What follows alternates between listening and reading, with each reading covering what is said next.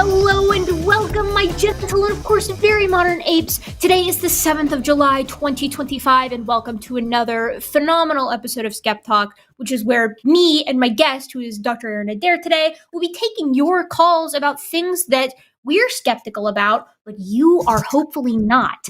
I'm hoping to get a lot of calls today from creationists because I'm always hoping that. At the same time, though, Aaron is an expert when it comes to our sort of realm of physics and things that are scary to me. So if you have anything on like Big Bang cosmology, aliens, NDEs, or on my side of things like Bigfoot, Loch Ness Monster, or for both of us, like ghosts or other kind of bizarre, unexplainable experiences, call in and tell us about it. Tell us why it's proof of whatever interesting supernatural thing or cryptozoological thing or creationist thing. Tell us why it's evidence for that and convince the skeptical, brag to your friends. Hopefully it'll be a good time. So how are you, Aaron? What's been going on with you lately? Do you want to inform our viewers how you're feeling voice-wise and sickness-wise? I'm doing just fine. I'm unfortunately I don't feel sick, but I did something to burn my throat or my vocal cords. I'm not sure, so I sound a little bit under the weather, but I feel just fine. I'm loaded up with lemon and honey water. I've been drinking bag after bag of tea. I am going to do my best to stick around and make you listen to me go through puberty another time. I was saying this before we came on, but Aaron is having a horrible time because his voice is cracking as an adult, and it's higher pitched than normal when it does those cracks. But it's like, man, I never hit that point. That part of puberty never happened to me. This is how my voice sounded when I was 9, and it's how my voice sounds at 29. So welcome to my world. I'm thinking what must happen. Go ahead, but then I want to hear what your hope for tonight is. What kind of calls you want to hear? Well, what we really need to do is find some way that integrates both of our knowledge sources. So specifically, we need time-traveling, extremely intelligent apes to call us. So I am hoping we get a phone call from Dr. Zaius from Planet of the Apes. Please, Dr. Zaius, Dr. Zaius, Dr. Zaius. I want nothing more than to hear from my favorite. Or alternatively, we go with parallel universe apes that are human, but then they, in their universe, have The Simpsons Planet of the Apes, the musical, like playing there. I would just love for them to call to let me know how it is, because just the sampling that I get from The Simpsons seems to me that it's a very good musical. But I don't know. Like, I don't know. I looking at our calls so far at the lines that we've got set up, we are mostly looking, I believe, at atheist callers. I think we have one person in the wings who might end up being a theist. But for those of you out there who are watching SkepTalk, as you know, typically we prioritize theist callers here because that's what people like to see generally is the arguing. And I'm here because I like to argue. I like to fight civilly and with kindness here on the internet. So I want somebody to call and disagree with us. So if you're a theist and you're somebody who's oftentimes here on the internet saying, that evolution is fake and bad, or the Big Bang is fake and bad, or, you got abducted by aliens once, that's who I want to hear from most. Not to say we won't take our atheist callers tonight, or agnostic callers tonight, or science affirming religious people callers tonight. We will. It's just we tend to give priority to the folks who are here to do blood sports on the internet, as it tends to be the case here on SkepTalk. Was your 4th good? I feel the need to ask that because you were getting ready to talk about the 4th and then I interrupted you earlier. Oh, yeah. Well, I think what happened over the weekend is the reason my throat went bad because on the 4th, I enjoyed myself. My wife and I, we saw a couple of our friends, had a bunch of hot dogs and such with them. And later on, my wife went and met another friend. And when she came back from a comic book store and she bought me this T-shirt. And I think what happened was...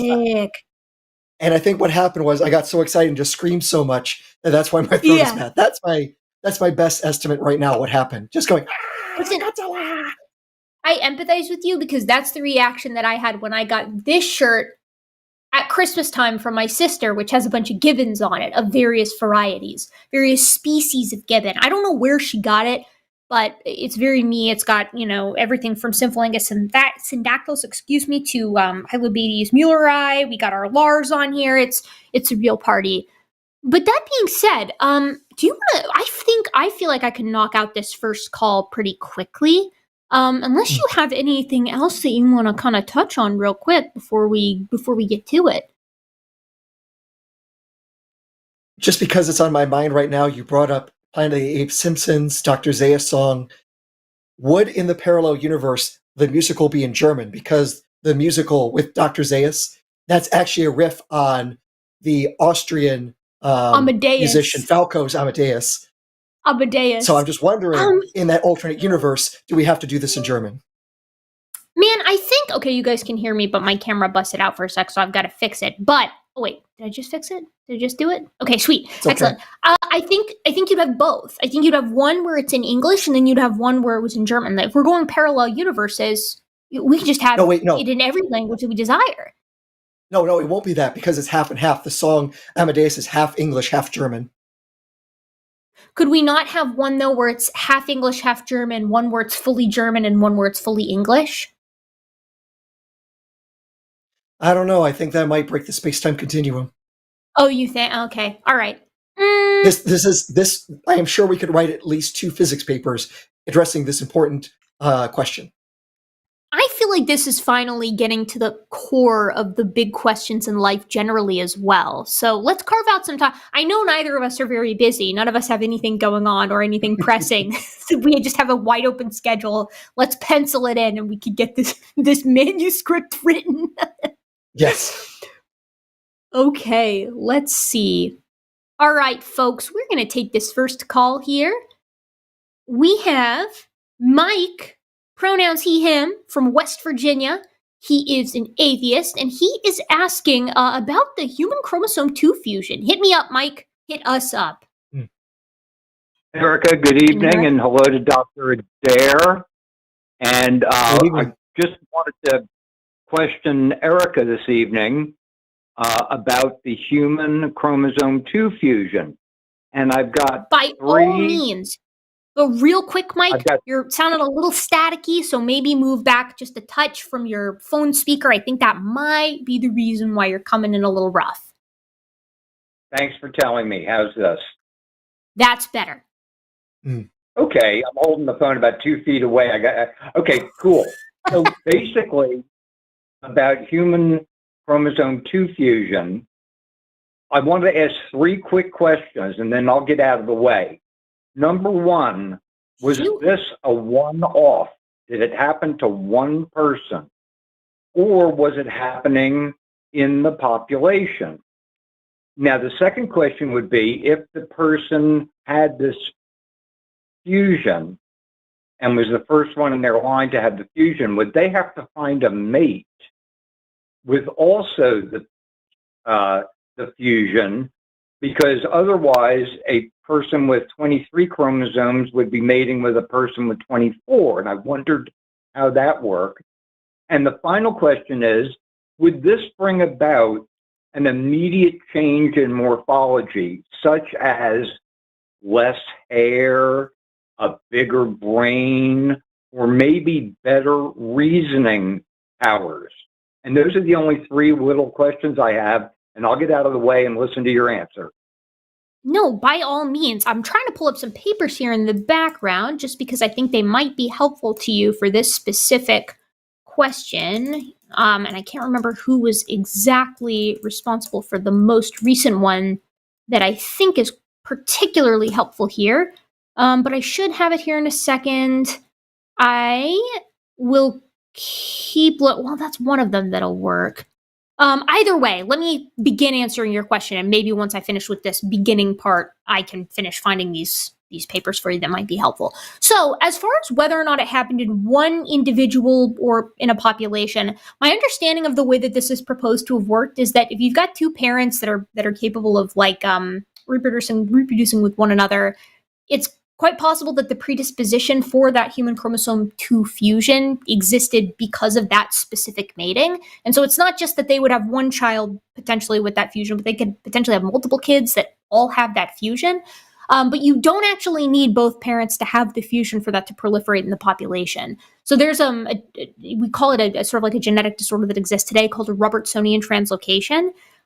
which, humans with Robertsonian translocations don't have the typical number of human chromosomes, and yet they can survive to adulthood and reproduce viable offspring. And those kids may or may not have a Robertsonian translocation, if memory serves, but I have the paper pulled up here, called Pregnancy Outcomes in Carriers of Robertsonian Translocations by Kiemelin et al. From 2011. Some of the kids some of these kids that people with Robertsonian translocations have lead to children with issues, and some of them don't have any issues. And then I'm trying to find the actual statistic for how many of them have Robertsonian translocation, but I'll have to take a closer look and give that to you in a second.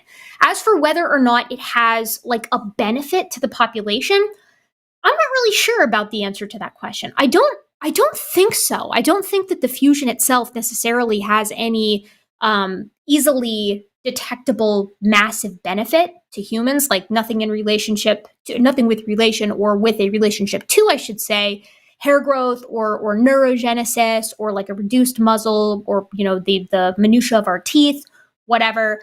And the reason I say that is because when we look at the things that make modern Homo sapiens unique, we find a lot of those characteristics in the genomes of some of our closest relatives' genomes using aDNA. So, for example, we've sequenced the genome of Neanderthals, and it looks like they had the fusion. Same with Denisovans or Homo longi, depending on how that ends up hashing out.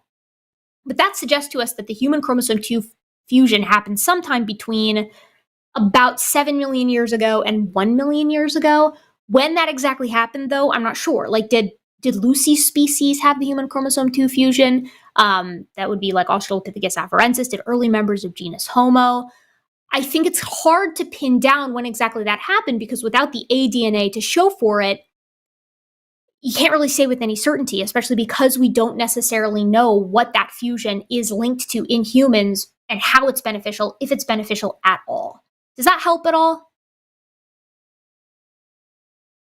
Yes, it helps very much, Erika. I know this is a topic that you've covered before in some of your videos. I just thought it interesting. And I was wondering, I'm sorry, let me hold my phone back over here. I was wondering if a person with 23 chromosomes could mate with a person with 24. I'm not sure if you heard this weird story from like 20 or 30 years ago that a chimpanzee in Japan was found to have 46 chromosomes. And without getting into it too much, a woman somewhere offered to mate with this chimpanzee and see if they could produce viable offspring. And I just thought that was a very weird story back then, but I haven't looked into it in like 20 or 30 years. Yeah, that's absolutely bonkers. I've never heard of either portions of that story. I know I have heard of situations, like I said, where humans can have a fusion in our chromosomes, of the Robertsonian translocation, where, we actually reduce the number of chromosomes that we have now, which that's interesting because I think that's kind of speaks to how easily this can happen. I also know that we've narrowed down chromosomal fusions to being responsible for some speciation events in equids. So like in horses, the difference I think is between zebras and horses, as well as in suids, so the pigs, and the differences between domestic pigs and the babirusa, which is I think they're an Indonesian sort of pig-like animal. But humans aren't the only ones who have undergone this telomere to telomere style, so that's an end-to-end chromosomal fusion. And it doesn't seem like this particular type of fusion was necessary. Like, it clearly wasn't detrimental because we all still have it today. Whether or not it was beneficial or neutral, though, that's another story. And then again, bringing back the Robertsonian translocation thing again, we do know that matings can happen with individuals of the same species who do have differing numbers of chromosomes. I think it just depends on the minutia of that fusion in question. Does that help? Yes, very much so. I'm going to keep looking into this on my own, but you've answered a lot of my questions, and I'll get off the phone because I know you got a lot of calls coming in. It was a pleasure speaking with you, Erika. Dr. Aaron, I'll talk to you next time, okay? Hey, I'll stick Very those. good. Keep an eye on the chat. I'm going to stick those papers in the side chat so you can look into them a little bit more. Oh, thank you so much, Erika. I appreciate it. Bye-bye, y'all. Of course. Thank you. Take care. Cool, cool, cool. Just doing some digging on the side, very quickly Googling, and at least there's a case of a chimpanzee in Japan that apparently had an extra copy of their 22nd chromosome. So, okay. But apparently this caused something like Down syndrome in this case. So this is a chimpanzee by the name of Kanako. So just some quick Googling brings that up, but I can't find anything about anyone wanting to breed with a chimp. I mean, it's possible that the caller was thinking about the Russian scientist who tried to see if humans were reproductively isolated from other apes, and they tried for a long time with the very earliest versions of in vitro fertilization to see if humans and chimpanzees, like if the egg and the sperm of either species were actually compatible. But the problem with that is that the zona pellucida, which is sort of the gatekeeper of the egg, even though this is how the story goes, even though the sperm could sort of partially penetrate the egg, the zona pellucida would just nix it as soon as division started trying to get underway. So it's like reproductive isolation is, I'm fairly certain reproductive isolation, certainly as it stands, is impossible between humans and chimps or humans and bonobos.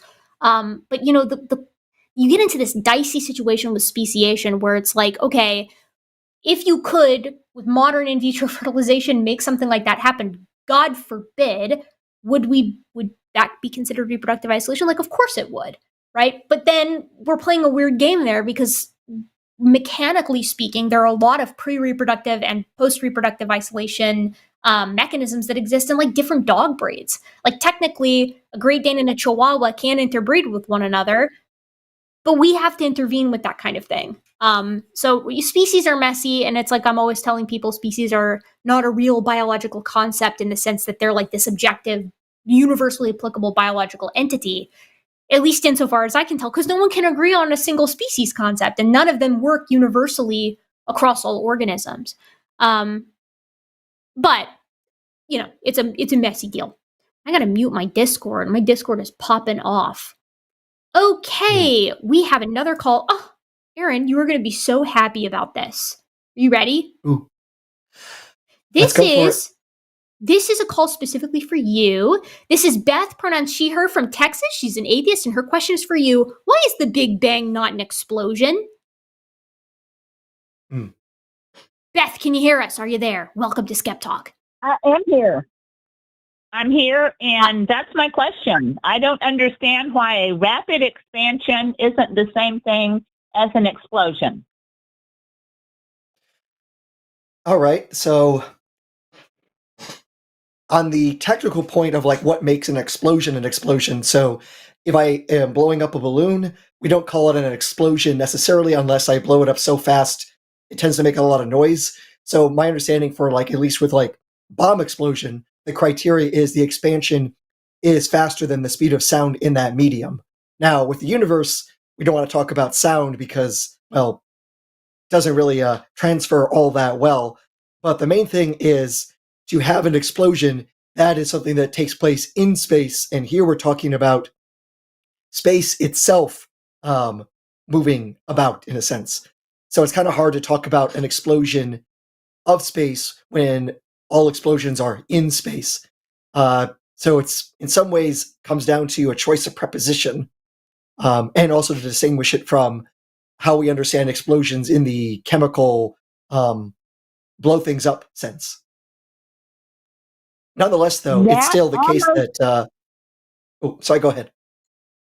No, I'm sorry. That almost sounds like the singularity wasn't a thing then. Is that the thinking? Well, the singularity existing or not existing is on different grounds. The main argument that most physicists will tell you why there wasn't a singularity is that we believe our physics breaks down before you get to that point.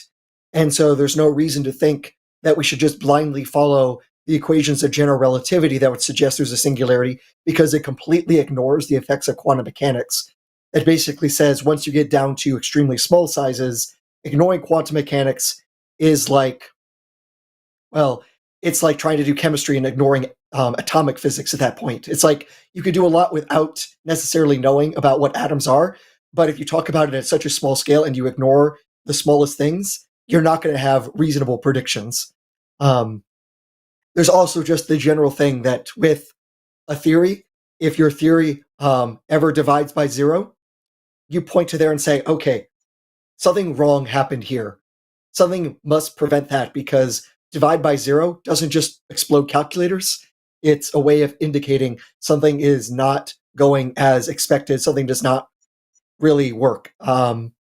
So most physicists will say at the very smallest scales, whether inside of a black hole or at the very early universe, we don't have physics that can actually describe what's going on because we don't yet have a working theory of quantum gravity. So we don't know what happens at those super tiny scales. And so we don't have a good reason to think there were singularities.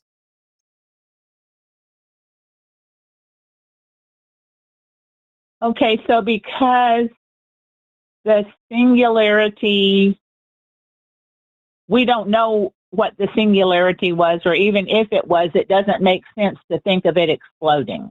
Because that's always my mental image that there was a little tiny thing and then it blew up. But that's not the actual. Well, the one thing that comes concept. with that intuition of a little tiny thing that blows up is you're imagining a little tiny thing in space, but we're talking about space itself. And that obviously makes things, so confusing and weird to talk about space expanding, which if that doesn't mess with your head, then physicists haven't told you enough of just how crazy physics is. Got it. Okay, I'm going to have to go off and think about that. Thank you so much. Do you have any other questions? Because I want to do my best to answer your questions fully. No, I don't really know enough about physics outside of the class I took in high school to ask any more questions. But thank you very much. All right. If you got more, though, please Thanks call in so because much. we love taking your call. Thank you so Thank much, you. Beth. We appreciate that. Thanks. Bye-bye. Take care. Man, record time today. We are just knocking them out. So I actually have an interesting question for you, Aaron. And actually, so two quick things. The first and foremost is that we've got the results of this poll that we put out at the beginning about people believing in God in general out there. And even though the majority were saying that they weren't or voting for the abysmal, corn penguin abstract, 1% of the people out of 392 folks said that they do, and then they're going to call in. But it's weird because, I'm looking at our call-in studio right now, and I don't see any theists who want to call and, give us their support for God in general, which I think would be really cool. I would love to hear from you if you feel like you've got proof for God or proof that, conventional science is incorrect. Those things don't necessarily have to go one-to-one together, but if you've got support for that, that's what this show is for. We want to hear from you guys. We want you to call in and, pitch your case. So again, this is a formal call to you if you're out there and you believe that the Big Bang is dumb and bad, or evolution is dumb and bad, or, abiogenesis is dumb and bad, although that last one is going to be a little bit dicey, but neither of us are even close to experts on that subject here. But call in and let's have a conversation about it. Now, Aaron, here's my question for you. And this is something that actually I forget who I was on with when we were talking about this question. It might have been Alyssa. It might have been for Chewed Gum. I'm not sure. But I was I specifically told the caller when they called, I was okay, call back when Aaron is on because he will definitely know the answer to this. And then I got curious and I realized that I wanted to know the answer as well. So is infinity real? Infinity in a legitimate sense, not necessarily just a mathematical concept, but do you get what I'm saying? And because I thought about it and I was okay, well, hold on a second. Because in a way, yes, and in another way, no. And in a third way, I'm going to ask Aaron. So here's where I'm going to be difficult. Which infinity?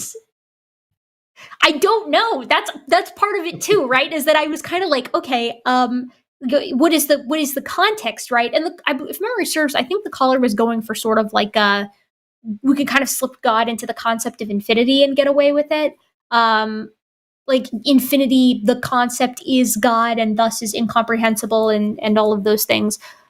To me, that doesn't seem like reasonable, even if we accept all of the premises. But I want to hear more about the different types of infinities. Okay, so there's the infinity that you use, for example, in calculus, where, for example, you want to find the area under a curve. You say, well, you're going to just split it up into small segments, but then you make the segments smaller and more numerous. And if you take that to the limit of infinity, you still get a finite answer of area under that curve. So you might be talking about infinity in terms of limits, and you might even use the philosophical language of potential infinities. And then there's the infinities in set theory, which is basically counting. But when you realize that you can do counting in a very careful way, that you actually realize some infinities are bigger than others. Yeah, so, that's the one that I hate. That's the one that does not make any sense to me. All right. So I'll try my best to help. So if I ask you intuitively, what are there more numbers of? All of the natural numbers, 1, 2, 3, 4, 5, etc., or the number of even numbers? I think intuitively you wouldn't want to say natural numbers, is because even and odd would compose all of the natural numbers. So you'd want to say there's more natural than more even, because presumably even if the number of natural numbers is infinity, the number of even natural numbers is infinity divided by 2, even if it's infinite. Right? So to really handle this well, we almost have to go back to what we even mean by counting and comparing the size of sets. Oh, geez. And we can do this. No, we can actually do this very easily. In my right hand, I have a number of fingers up. In my left hand, I have a number of fingers up. Here's my right, here's my left. Which hand has more fingers pointing Your up? right hand, the one with 4, the one that looks like this, in case I'm getting our rights and lefts mixed up. Okay. And one way we can do this comparison to definitely show that this hand has more fingers pointing up than this hand is we can try to map the fingers to fingers to see if everyone in one set has a partner in the other set or if any of them are left over. So these two fingers I can line up, middle fingers, 4 fingers, but my pinky doesn't have anyone to pair up. Well, everyone is paired up in my left hand, so we can say that my right hand had more fingers up because it has unpaired members. Right. So we can compare the size of sets and say if one set has unpaired members while the other ones are paired up, that set is larger. But if they can all be paired up together, then they're the same size. With all the natural numbers and all the even numbers, we can actually do a 1-to-1 pairing. So we can pair 1 to 2, 2 to 4, 3 to 6. 4 to 8, and so on. We have a nice simple 1-to-1 mapping, we would say, that there's one member on one set to one member in the other set that we can draw lines between every single one. So every single member in one set is paired to one and only one member in the other set. So we can say these two sets are the same size. So you can do pairings without them being identical values. As long as everybody gets a partner, it's fine, as long as it's consistent. Okay, so in that sense, then both of those infinities... But in that sense, both of those infinities then would be equal. They would be equal, right? Yes. It'd be the same size infinity. Okay, so what's an example of their... Okay, but what if there's...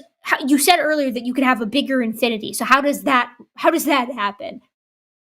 So the amazing proof comes from a German mathematician by the name of Georg Cantor, who does a few things. He first proves that, yes, indeed, even numbers are the same size as natural numbers. All of the rational numbers, all of the fractions, that you can actually do this 1-to-1 mapping between all the fractions and all of the natural numbers. Okay.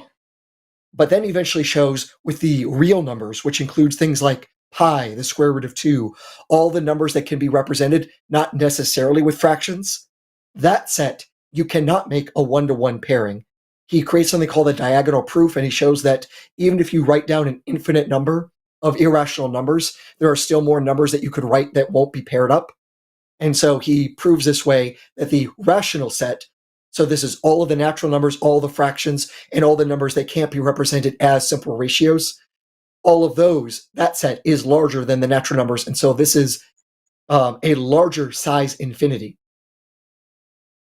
So, okay. Conceptually, the pairing things up does make sense. Is it an issue of like a proportional increase so that it's like no matter how far you go, one of these is simply not going to catch up to the other, so to speak? Not so much that, because this is ultimately, like I say, it's just a matter of pairing. Can you Oh make my it so God. that if you can actually do this sort of mapping, if you can basically write an equation that can take you from one to the other and back, then they're equal in size. But if there's any leftovers, then it doesn't work. And when it comes to the rationals, that's a larger set than the natural numbers. And yes, there are infinities larger than the reals, and larger than that, and larger than that, and larger than that. And if it's even possible to talk about a largest possible infinity, as I understand, is still not a settled question in mathematics. Oh my God. Okay, here's the good news. It's clearer than it was. That helped. I feel better about it than I did previously. But, this is why, for those of you out there who are trying to decide between a career in mathematics or a career in monkey, this is why you pick monkey every time. Because the number of monkey is easy. It is definable. We can categorize them. Segue. We have a call that I think is going to be particularly interesting because it's a little bit odd. I feel like it's quite different to both of our clearly stated motivations. We have a call from Pennsylvania from Gary, pronouns he, him. He's a theist, and he says, "Why aren't we curious about the spiritual realm?" And to me, like, because we're on here asking for callers to come and support the notion of the spiritual realm, I would say, at least I'll speak for myself, I'm immensely curious about it. I'm curious in the sense that I want to know if there's evidence to support it. So, Gary, you are on SkepTalk. Do you want to tell us a little bit more about your question? Hey guys, hope you're doing well. Yeah, I'm kind of interested to know, like, I'm a theist, so I get emails or notifications about really high IQ people stating that there is a God. And you guys are really smart too. And so I think to myself, and I just looked up Pew research, about 85% of people think there's a God, or they consider themselves spiritual. Some nations are like 99% theists. And I'm Christian, so I just submit to you, from my understanding, spiritual creates logic and reasoning. The spiritual can create laws that we live within. And so someone who's highly logical, highly, process oriented, why are they staying within the logical reasoning realm when the majority of spiritual theist type of people believe that the spiritual creates the logical reasoning in which we live within the world, that the spiritual creates the laws that we abide by, and a law-abiding atheist will follow just those mathematical laws, the hard lines, and not look any further because what's being presented to them defies logic and reasoning, which the spiritual creates. Does that entertain your curiosity with what I'm saying? I feel like I'm kind of getting the idea of what you're saying. I feel like what you're saying is there are so many people out there who are spiritual and do allow for there to be like this spiritual realm. So how exactly do Aaron and I find ourselves not buying into that? Given ostensibly your kind compliment that we are intelligent people. Is that fair enough? Highly intelligent, but the premise that I'm presenting to you is the popular understanding of theism, whether it's, the Indian faith or whatever faith, Native Americans or American Indians, is that the spiritual creates the laws in which we live by. So why stay in just that one element of the fixated what we do know and not explore the spiritual? where the spiritual creates the laws in which we abide by, based on what the theists are believing, is what I'm saying. You may not agree with that, but the theist premise is that the spiritual creates the laws in which we are governed by. And there's a pattern of that. We create laws in which we abide by based on a moral compass or right and wrong or whatever ideas that are formulated, like our government or Declaration of Independence. So I don't want to take up too much time. I feel like I'm getting a decent idea of where you're coming from. Aaron, do you have opening thoughts on this, or do you want me to take a stab at it first? So there's a couple of things that do come to my mind. One is, well, a reason that I like to stick with reason and logic is that the alternative is, if I say have a disagreement with Erika and I can't use reasonable argumentation, our only result after that point is violence to resolve things. And one is, if we go by violence, I'm going to lose most of the time, especially against Erika. Especially.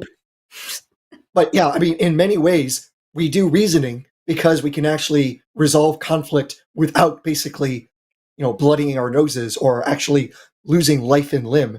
So there's a very pragmatic reason in that sense to do logic and reasoning and be evidence-based rather than who can punch the hardest. Now, on the point that the spiritual creates the logical or the laws, not only do I think that's an assertion without evidence, I'm now actually curious, can something supernatural like God break the laws of logic? For example, can God create a four-sided triangle? That's a great question. And if I may, you mentioned that if you use opposite of logic and reasoning, there would be violence. And you brought up the statement of who could hit the hardest. I would actually think that's an inversion, where detecting who could hit the hardest would be logic, because there's a fixed, barometer of who has the deadlier force. But the reasoning can have such a wide, vast array of perspective in terms of how someone was raised, where their beliefs are from, occurrences in their life, which would affect why someone would reason to commit violence, not because they lack logic, but it could be more so on their reasoning, which would have a deeper moral compass, in which better societies, which conform together for harmony, they tend to have better outcomes. So you're saying societies with less logic and reasoning are less violent? No, I would say the ones that are more pursuant of harmony, as opposed to numerical outcomes. So, for example, within our country, sometimes minorities can become marginalized. But because people have things like empathy and soft skills, these are like invisible forces that kind of guide people to make decisions, as opposed to logic and say, well, there's only two of you here and there's 100 of us, so why don't we just get rid of the two? Mathematically and logically speaking, that would kind of make sense. But sometimes the 98 would risk their lives to save the two, which would defy logic and mathematical explanation. You're saying you defy logic, but that's not what defy logic means. Defy logic means you have premises that everyone agrees is true in a logical form, and you still don't accept the conclusion. That's what it would mean to be against logic. So, for example, if I give you the simple logical syllogism, well, either way, like when I say you're not being logical, it means that you're either denying the evidence or you're denying the logical organization of that evidence. And that's what makes a person irrational, if they don't care about the evidence or they don't care about the conclusion that that evidence points to. And I'm saying, if you have two people who will not agree to using logic and evidence to come to some sort of conclusion or try to figure out what they're going to be doing next, all that's left after that point is violence. Basically, once you stop talking, but you still want something from that person, you're going to then probably lead to fights. I mean, this is fundamentally what war is. Two sides disagree on something, and one of them thinks that they're going to get what they want by force that they couldn't get by other means. Would you And it's compare also worth the point that intelligence? it's quite logical, actually, to protect the rights even of minorities, because we have a lot of history for humans to realize. First off, just because you're in the minority now doesn't mean you're not going to be in the minority in the future. Just because you're in the majority now doesn't Correct. mean you're going to be in the majority future. When you let some people not have rights, other demagogues will come along and use that same justification to take away your rights. This has been so much of human history, even recent human history, that we realize we need to defend the rights of everyone or we lose the rights of everyone. I mean, to that point, would you agree? Yes. I just want to tack on to that too, that from a sort of game theory perspective in the evolution of altruism, like why do people help each other? We also see this heavy selection towards cooperative groups over necessarily internally competitive groups, because humans are group living species, and a group that can cooperate within itself is going to outcompete a group that can't cooperate within itself. And so you see a selection towards individuals that also just like to help. Right? It feels good to help each other in a lot of ways and to look out for each other in a lot of ways, not just because it increases the coherence of the group and makes us, better teammates to one another, but also just because it scratches a social itch in our brains. So we quite literally have a biological predisposition towards being altruistic capable in most senses. Now, unfortunately, we turn that extreme altruism outward, and it becomes a type of xenophobia for a lot of groups. And that's where what, Aaron said is quite important to remember there, is that it's like, your group may be on top now, but it's not going to be on top forever necessarily. And so we have to appeal to the angels of our better nature for some aspects, we meaning humans in general. So it's like, it's not that logic inherently even always does indicate that you should beat down on the little guy and take his stuff if you have the opportunity to.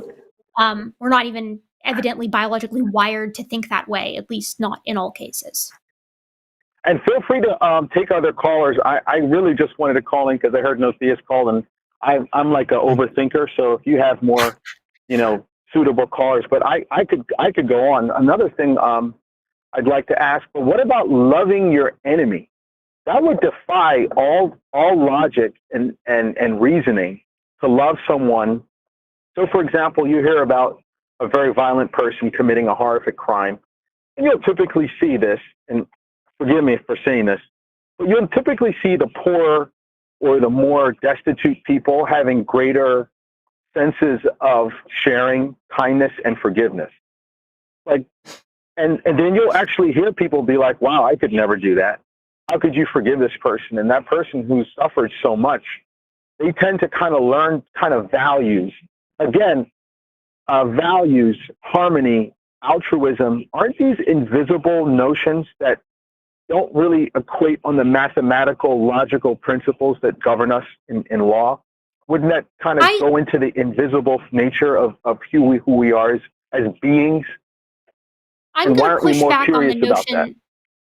I'm going to push back on the notion that altruism is some difficult to parse concept within social species, because we see altruism in non-human species all the time. Altruism tends to evolve when you have socially living species, because, as I said, a group that's more coherent is going to outcompete a group that is less coherent within itself. So organisms that are better at cooperating win in the game theory between groups. This is played out in ecological, like in the literature for ethology and ecology, so the study of like ecosystems and the organisms within it, but then also ethology is the study of animal behavior. And we can test it in the lab with looking at how primates, for example, make decisions, non-human primates, I should say, make decisions when given the option to behave altruistically or non-altruistically. And you can say, well, maybe other primates make altruistic decisions because they're hoping to curry favor later. But I would argue that in the minds of a lot of people, that's also what's going on. Not all the time, but some of the time. So when you're talking about doing things like loving... No, not necessarily enemy combatants, but also sometimes enemy combatants, right? Like there are chimpanzee troops that will essentially wage war on neighboring troops. And the reason that they do this is because they want to expand their territory, and sometimes they want to sort of what's the word I'm looking for? They want to assimilate the females from these other groups into their own group to grow their troop. So they'll spare certain individuals as they move through this this genocide, if you will, for their benefit. For their benefit, exactly. But what I'm saying is that there's an evolutionary basis for this behavior. So when humans spare enemy combatants, they might be doing it out of the goodness of their heart, but out of the goodness of their heart can also translate to it feels good. And it feels good when you're selecting for behaviors in animals across the animal kingdom. It doesn't have like a fine, pinpoint, laser-focused selection criteria. If you select for altruism, you select for altruism of all kinds. So mercy is an altruistic behavior. Sometimes it works for the individual's benefit, and sometimes there's spandrels and hangers-on that lead to mercy where it doesn't have an immediate benefit for someone. But I don't think that that's there evidences hard to parse. Of mercy? Are there evidences of mercy in nature? Are there evidences of an enemy combatant being forgiven or spared just for the sake of kindness, or would that just be with the higher forms of what you would call the food chain or system I think you would have to be able to parse their motivations, which is impossible to do because we can't read these animals' minds and we can't speak with them. So like we see behavior that looks like mercy in other animals, right? We see it, as I just mentioned, with chimpanzees or with bonobos, where individuals who are higher ranking could punish this member of another group or a lower ranking individual for trying to rise up against them or for taking their food or for beating up their friend, and they don't.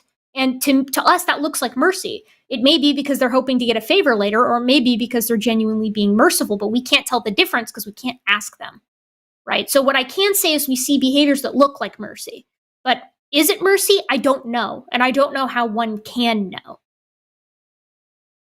Right. So thank you so much for your time. I could keep going. I don't know. Do you have any other callers you'd like to take? We have a couple of other callers for sure. We have some other callers, but I just want to make sure that you got. Okay, Bob Gary. He's out here. He's like, okay. I'm not convinced, but you guys are awesome. I could keep going, but I just really appreciate your time. Thank you. Of course, call back another time, and we'll get into it more. Take care. Take care. That's funny. That's like I don't know if you have this experience, Aaron, but sometimes when I'm on the phone with my mom, we'll be like talking, and I'll be doing something while I'm talking to her, and then suddenly she'll be like, "Well, you sound busy.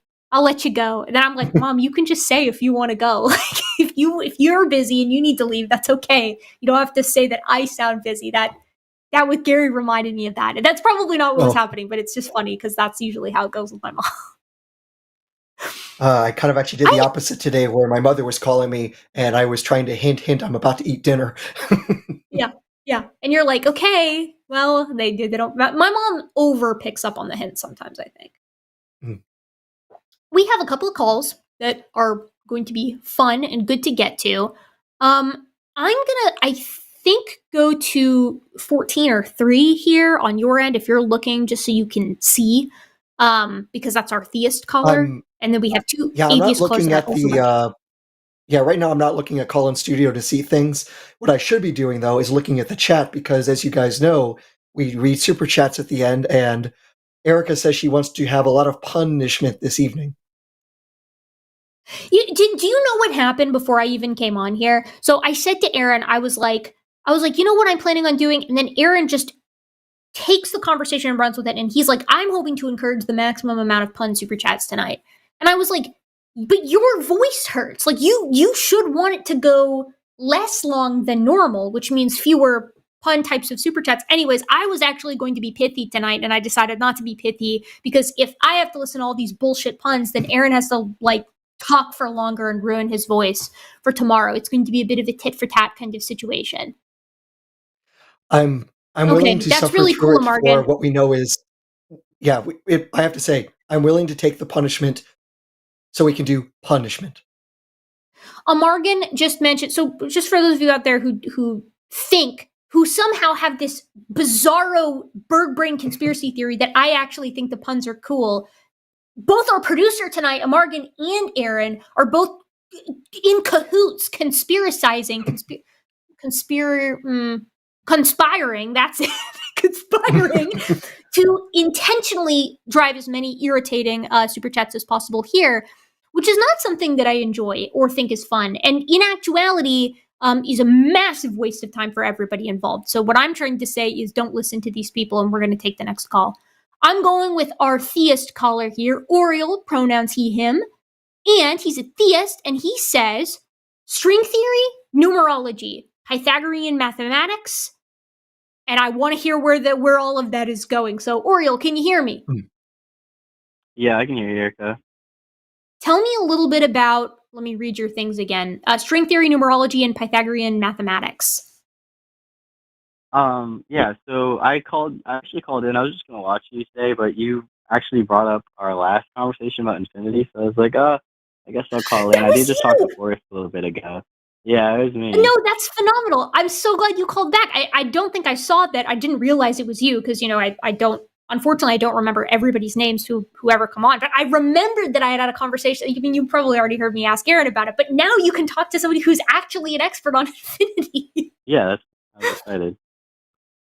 The chat's already freaking out that I'm back. That's funny. Yeah, so Aaron, I did actually was interested in speaking to you. You were talking about infinity, and you brought up like that, the larger infinity. Sorry, I'm not being able to pull the words back 100%, but like a larger infinity that is essentially like unable to be.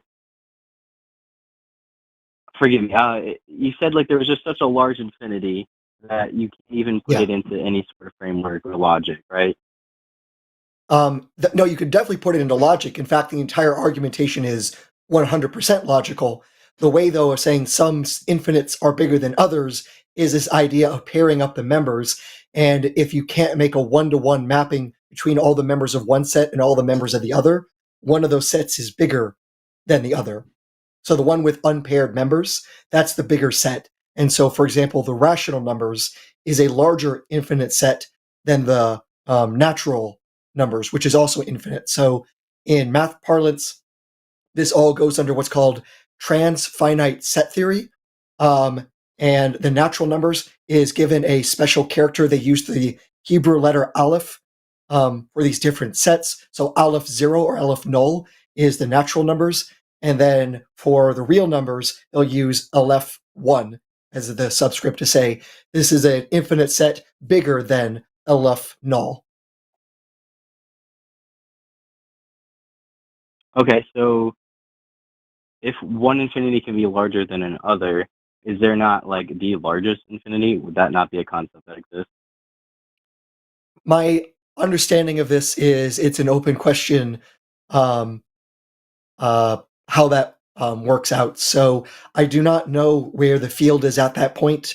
I just remember reading some books about this. Oh goodness, now I'm going to feel old. 20 years ago, and I definitely cannot tell you where the math field is on that question. Only having read like the basic things on this. Now, I do have a degree in mathematics, but only a bachelor's, and I've only touched transfinite set theory once or twice in my math career.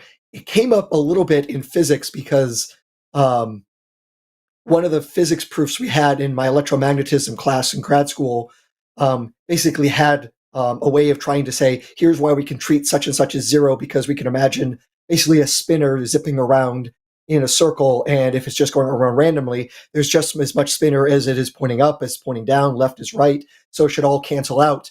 But afterwards, I realized, wait a minute, we're doing a natural number of spins, but the number of possible points on that circle is larger than that because there's a real number of points on the circumference of a circle, but the number of spins was the natural number. So I asked my professor afterwards, hey, wait a minute, this proof doesn't seem to work because of this reason. So I'd have to have some discussion there. So weirdly enough, transfinite set theory came up at least once in physics class, but just for completely academic questions, not even like discovering new things, at least not yet. So for me to break that down real quick, are you saying like in a circle that spins, there is both a finite and an infinite set of numbers, or is it, well, I'm sorry. Oh no, it was, so what it was is that you could imagine like if you take a spinner, like if you literally like grab the spinner from a board game and you flick it, if you flick it an infinite number of times and record every time it pointed somewhere, and then like averaged out all the pointing, it should average out to 0. But if you are flicking it an infinite number of times, it's what we would call a countable set. It's equal to the number of natural numbers. But the outer circumference of a circle would be represented by the real number line, which is an uncountable set. And uncountable is all the sets bigger than the countable set. Interesting. And how does it equal 0 when all of the spins well, come if together? it's random, so just imagine this. Let's just say, to make it even easier, instead of flicking something, let's just say we have a gigantic jar full of jelly beans, black and white.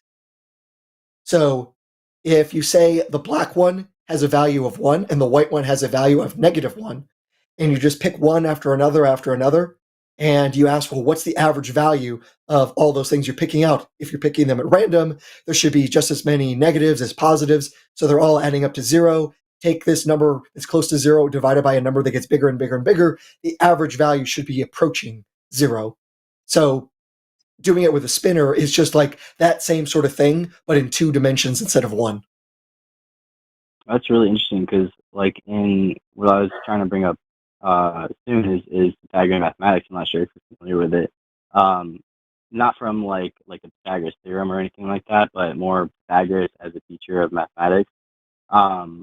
And the zero, or the circle, is actually one of the most powerful metaphysical symbols to represent God and the universe, essentially, because it's a finite, infinite structure. And when it becomes multi-dimensional, it turns into a torus field, which is this shape that repeats itself throughout existence. You know, the electromagnetic field of the Earth, the sun's electromagnetic field, galaxies, apples, trees. You know, there's so many ways where we can see torus fields in the world. The galaxy, though, is not a torus. Really, well, if you look at the energy that we can't see, it does form sort of torus. Right? Wait, did you say look at the energy I can't see? That sounds a little bit weird, at least. Well, that we can see. Well, energy that we can see with other tools that we can't see with the human eye. You can see that it is structuring itself around a sort of torus field, where the central areas where most of the mass is stored, but there is energies moving in a sort of torus pattern. But that's also not true. For example, torus, you have nothing at the center of a torus. So just for everyone else's sake in the audience, a torus is basically infinity or donut. With black holes. Black holes are not toruses either.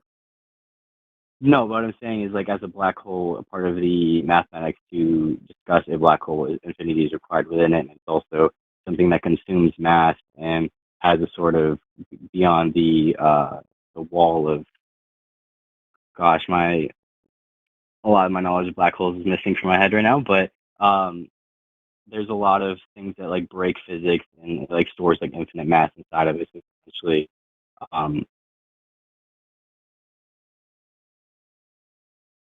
yeah, never mind. Well, sorry, go like on. I say though, that infinity that comes up with black holes, with the singularity, is one of those things that people look at and say, okay, that's what one of our theories predicts, but if we then say, what about quantum mechanics? It tells us, oh, we can't even actually describe space at that small of a level. So talking about something to infinitely small size just becomes inconsistent with quantum mechanics, and we don't yet have a consistent theory that can actually describe space-time and quantum mechanics at that level. We don't have a theory of space, or we don't have a theorem of quantum gravity that we can reliably point to and say, here's what's actually going on. The infinity pops up because of general relativity, and virtually all physicists will say we can't trust its predictions at those extremely small scales because it completely ignores quantum mechanics. Okay. Well, regardless of, I guess, galactic systems, we can still see it on many other scales and levels in our immediate solar system, and within it is just kind of what I was getting at. But are you familiar with Pythagoras at all? You mean the historical mathematical figure, more or less? Like any of his teachings, like none? Well, besides being obsessed with mathematics, he's also was said to be a vegetarian, and that basically mathematics was foundational to all of nature. though how many of these teachings go back to the historical figure, that I don't know. We don't exactly have anything from him written down, so a lot of it is ultimately trying to reconstruct what does or doesn't, or what was later attributed. For example, the famous Pythagorean theorem, something like that seems to have been known by the Babylonians, and it looks like later it was attributed to him because, well, he's smart. Smart guy do thing. Therefore, smart guy did this. So it's hard to know much about the figure with confidence about the historical figure, but we can definitely talk about all these traditions attached to him. Okay. Well, I want to talk about the numbers 1 through 10. I went back and kind of researched a little bit more rather than just spouting like what they mean. I was kind of hoping to help bridge the gap of like how we got to those meanings. And through him, he used geometry, harmonics, like math and sound cooperating together to make music, essentially. Astronomy, astrology, and mathematics, like all tied together to discuss like 0 through 10 and how those things exist throughout the universe, and those patterns continue to infinitely recursively pattern our waking reality in like all of its forms, including its higher forms, through string theory, the higher dimensions, which I'm hoping you know some stuff about as well, because your mathematical background in physics is really interesting. I saw a video not that long ago, a PhD student studying, her whole PhD was in higher physics, and she was mostly based on like fourth and fifth dimensions at that time, but really just like breaking my brain, like watching her just like describe in depth the fourth dimension and then the fifth dimension. But I'm just gonna drop it right there. See if I have anything to say and go forward. But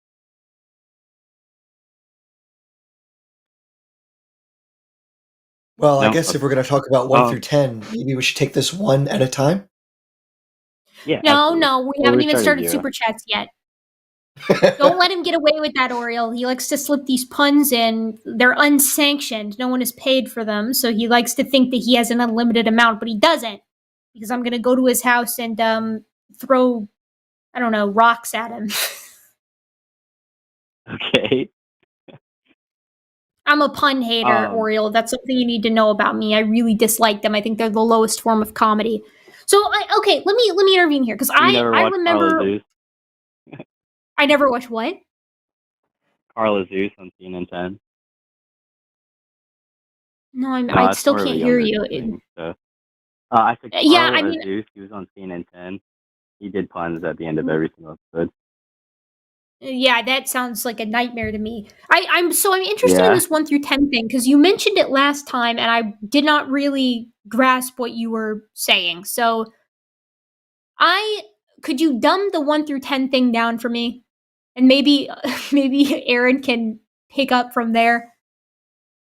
Yeah, so essentially, Pythagoras looked at numbers and their expressions in reality through music and things, and just tried to like develop a sort of pattern that he could use numbers, which we discovered, right? They just are naturally existing principles in our reality, and he understood that God was a naturally existing principle in our reality, and but we can't really. God is so infinite and complex that it's just not really physically or from a human finite standard is not a very good method of knowing him by other means that aren't so like concrete. So like he used numbers and music because those are very touchable, feelable. Well, numbers technically aren't really touchable, but the idea of them and how they exist in our world is very graspable to the mind. And so he would use those and then apply symbols and actions and essentially geometries to these numbers to express God's movements through space, time, and dimension. Okay, Aaron, take that away. Okay, so there's a few things that come to my mind is that it is true that Pythagoras in particular was looking at ratios of certain numbers and saying, hey, it matches these really beautiful overtones in music. So like the various chords, they have like 3 to 4 or 5 to 4 ratios, things like that. And this was, proof of, basically some sort of, great mathematical order to the universe. However, that is an idealization of music. On a piano, that sort of scaling doesn't actually work perfectly. The scaling system for understand is also completely, or I shouldn't say completely, but significantly different in traditional Indian music. So a lot of this was Pythagoras either, not knowing better because pianos didn't exist in his day, didn't he? and also just simplifications or idealizations. And when your theory requires foundational stuff to be music, but only the ideal form, this is another way of saying I'm right if I make all the facts fit what I want them to be. It's not what we call scientific approach. Doesn't string theory posit that the universe is just essentially vibrating strings on multiple different levels and scales? Fundamentally, yeah, I think it's basically vibrating, and only particular modes of those vibrations can exist on those strings. Just like if you have a string that's taut, it can only have certain standing waves, so it can only have certain frequencies on that. And so the idea is that that only certain kinds of frequencies can exist on those strings, and then that's why we can have basically fundamental units in our reality, fundamental frequencies of electromagnetism or what have you. But so, if everything in the universe is just exists because of vibrating strings, and Pythagoras' knowledge or use of harmonics is based on vibrating strings, and how is it not something that is equivocal or usable in a broader setting? Let me give you an example of two things that are mathematically equivalent, but definitely are not physically equivalent. Have you ever heard of the fancy term is the harmonic oscillator? This actually fits with music as well. No, I haven't. I haven't. I've also not. All right. Okay. So the simplest form of harmonic motion is take a mass, put it on the end of a spring, and then you let it come to rest. You see how much it stretches the spring. Then you pull the mass down so it's a little bit more extended, and then the thing oscillates up and down, a very regular amplitude, a very regular frequency, and this is a harmonic oscillator. The mathematics for a stone moving up and down on a spring is also identical to a moon going around a planet or a planet going around a star. It also can be described with harmonic motion and using the same mathematics. Now, I'm going to hope that we take a look at the Earth and we don't say it's described with harmonic motion going around the sun, therefore there's a gigantic spring connecting the sun to the Earth. I feel like that's a little bit too reductionist. Well, that's what I'm just saying. Here are two things that are mathematically the same in their description, but clearly physically very different.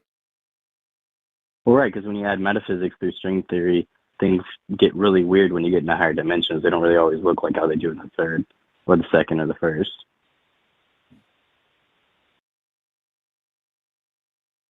Well, I'm not exactly sure what you're meaning by the metaphysics in string theory. My whole point is you can have things and say these things look kind of similar, but that doesn't mean they actually are fundamentally the same. Right. But you're saying that you just attributed that the harmonics in the Earth between the Earth and the sun, to assume that there'd be a string connecting them. I wouldn't assume there would be a string connecting them, but there are sort of insane vibrations going on between the sun and Earth, which each produce their own very specific vibrational field, and they are in harmony. I don't know with what a each vibrational field is. That's not language I'm familiar with. Their frequency, or there's the Schumann frequency of the Earth. I don't know what's a human the sun frequency. Vibrates that. Schumann, it's SCHUMANN, I believe. You can Google it. It's just essentially the vibration of the Earth. What's the vibration of the Earth? SCHUMAN, like that? I don't know if... SCHUMA.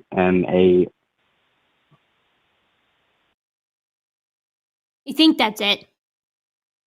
Okay, Aaron's looking it up. He's on the case, don't worry.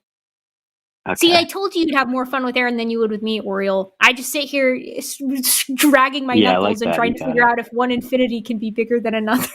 Wait, I don't know if this is okay. So very quickly looking, you're talking about Schumann resonances, and this is basically about what are the kinds of standing waves that you can have on Earth, which is really important. So, for example, I don't have one, but people who own ham radios, if you really want your signal to go really far, you need to figure out what are the kinds of standing waves that can exist in the atmosphere so they can bounce really, really far.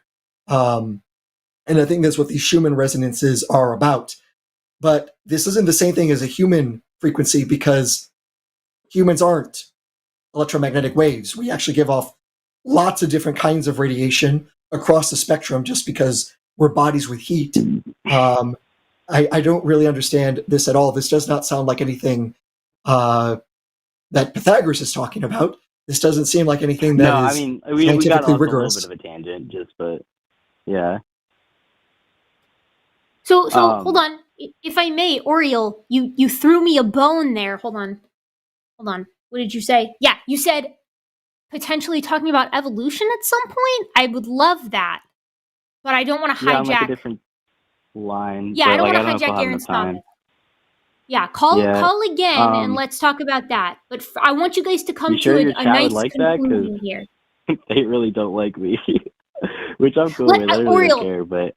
Dude, I told you last time. The chat is, they're a dangerous group of ruffians. You don't want to base your self-worth on anything that they're saying because they're gonna come after you. Oh, yeah, no, absolutely. My self-worth is only based on me and my God, but it's just interesting how I don't know, angry. I don't know if angry is the right word, but I'm here in good faith and I'm exploring advanced topics with you guys, and I think that'd be pretty cool. But I guess they'd rather just hear Bible thumpers just come up here and spout nonsense all day. But so let's get into zero, the eternal potential, which is like the cosmic gloom, right? So nothingness as the idea of zero, right? In science, in the Big Bang, we don't really there's no conclusive evidence like what there was before the universe.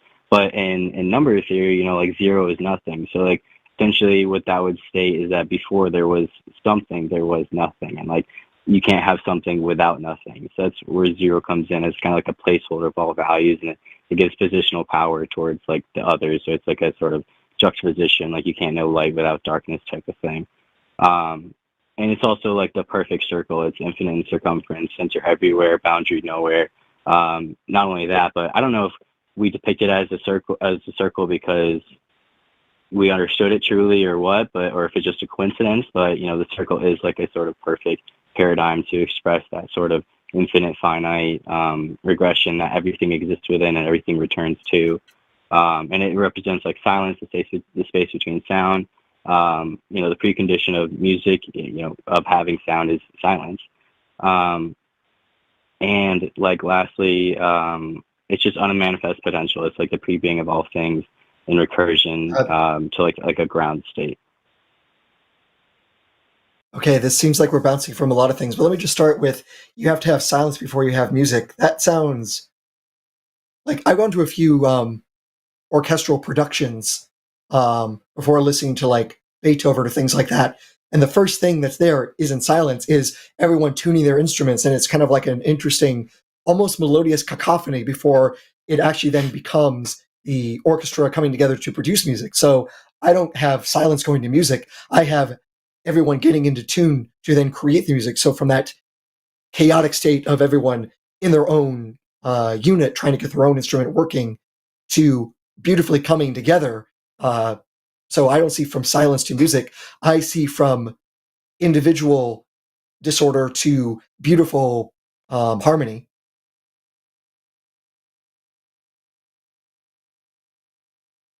Okay.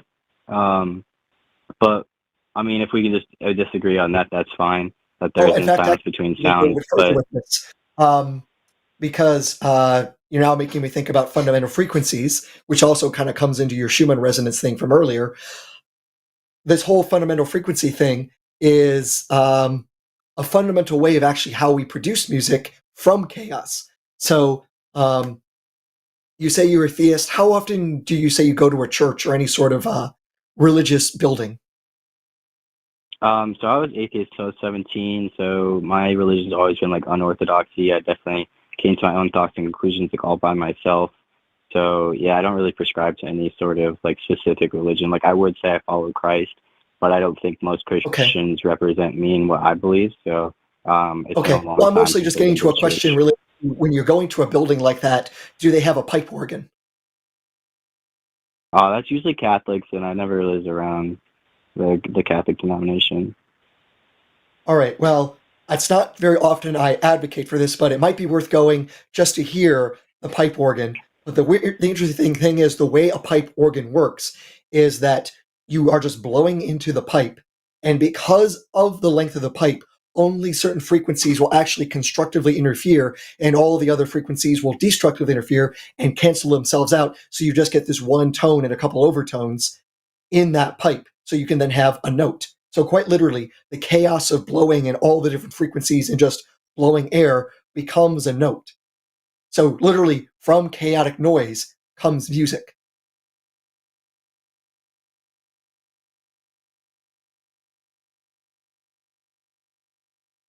Yeah, I understand. Yeah, I can't really put into words where I'm coming from that one on that much, but like regardless of that, I mean, I don't think it really dismantles like the rest of it, and that's more of a point that I learned from Pythagoras. So I'm not. I could see where you're coming from on that for sure. So I'll give way to that, but there's still like other things that are prepositionally important as well that wouldn't really matter if that. I guess it dismantles one aspect of zero in that terms, but Okay. I should also note, you keep bringing up Pythagoras, but are you familiar with the violent schism that happened amongst the Pythagoreans when they discovered the square root of 2? no, actually, I wasn't.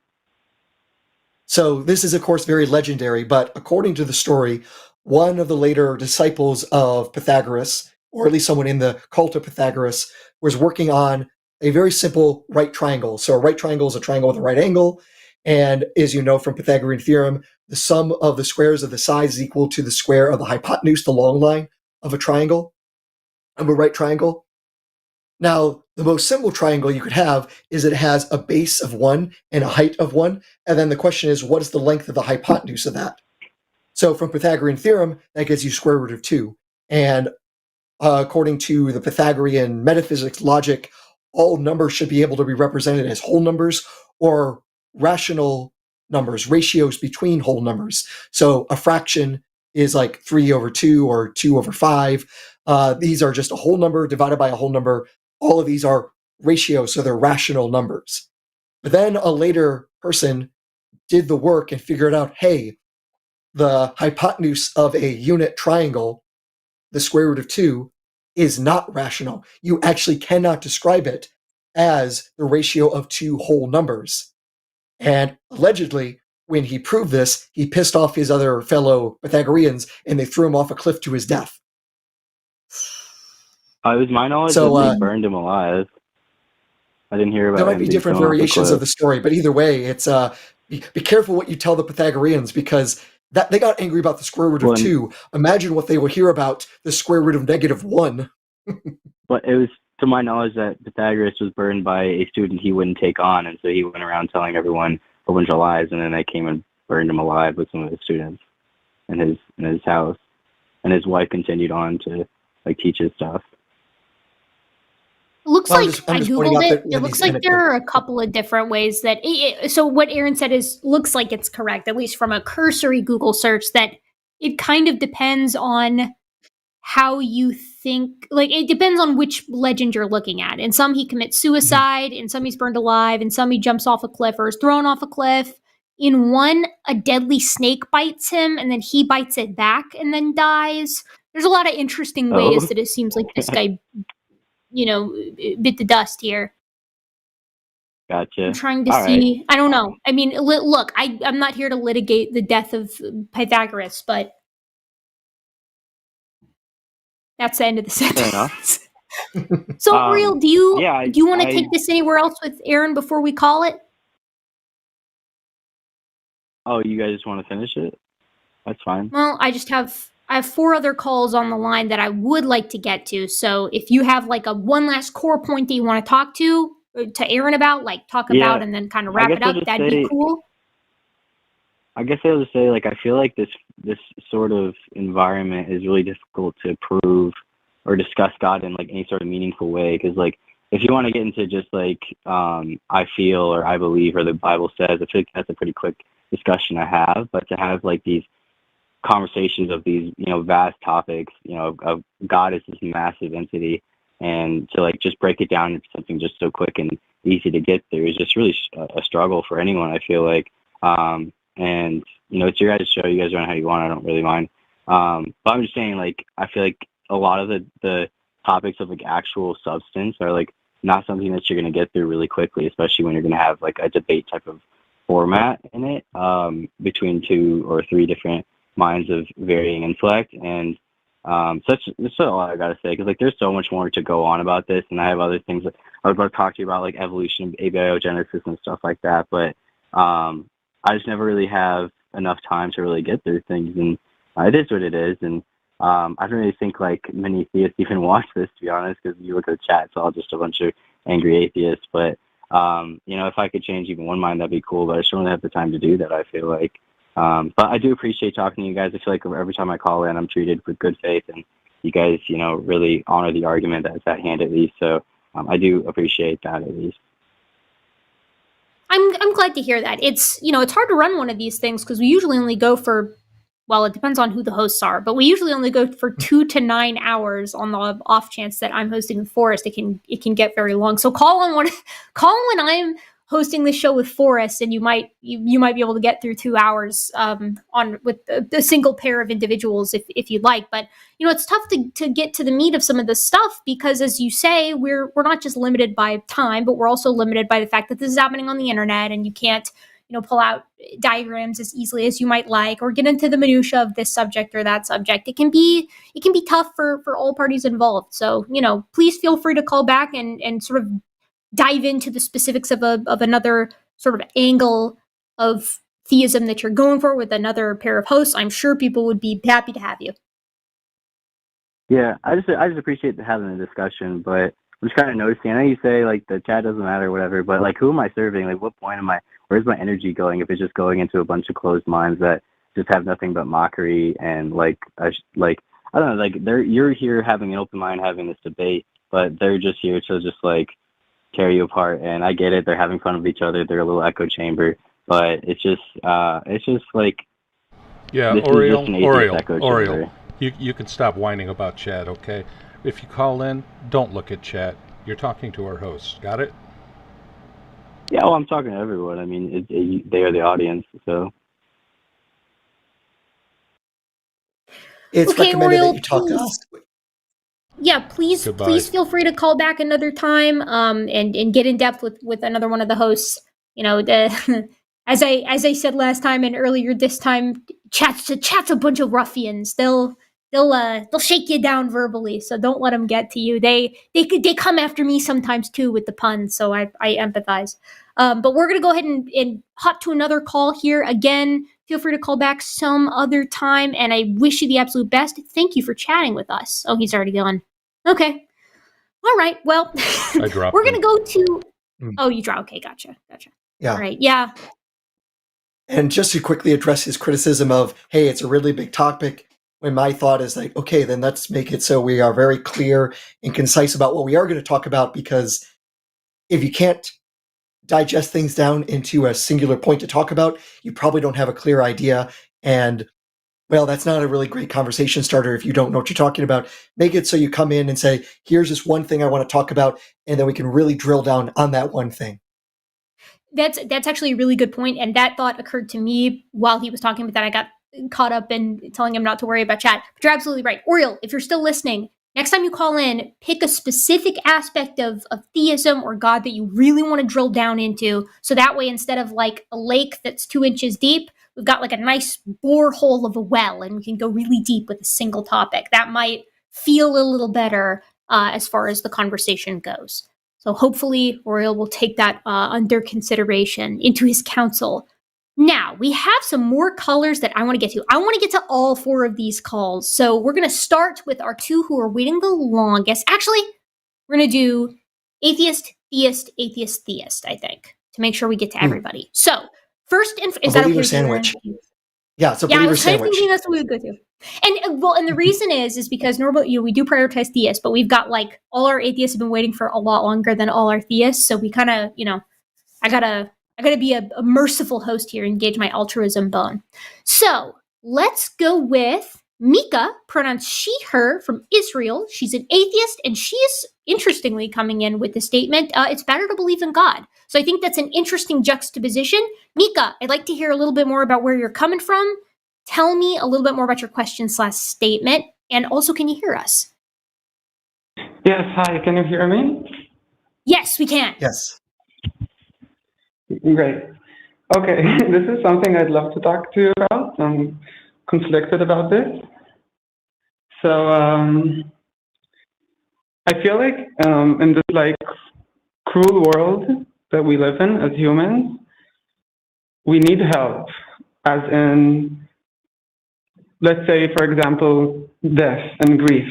That's something that I don't think that a human mind can comprehend, like that you would never see again someone that you love, like that they're truly gone.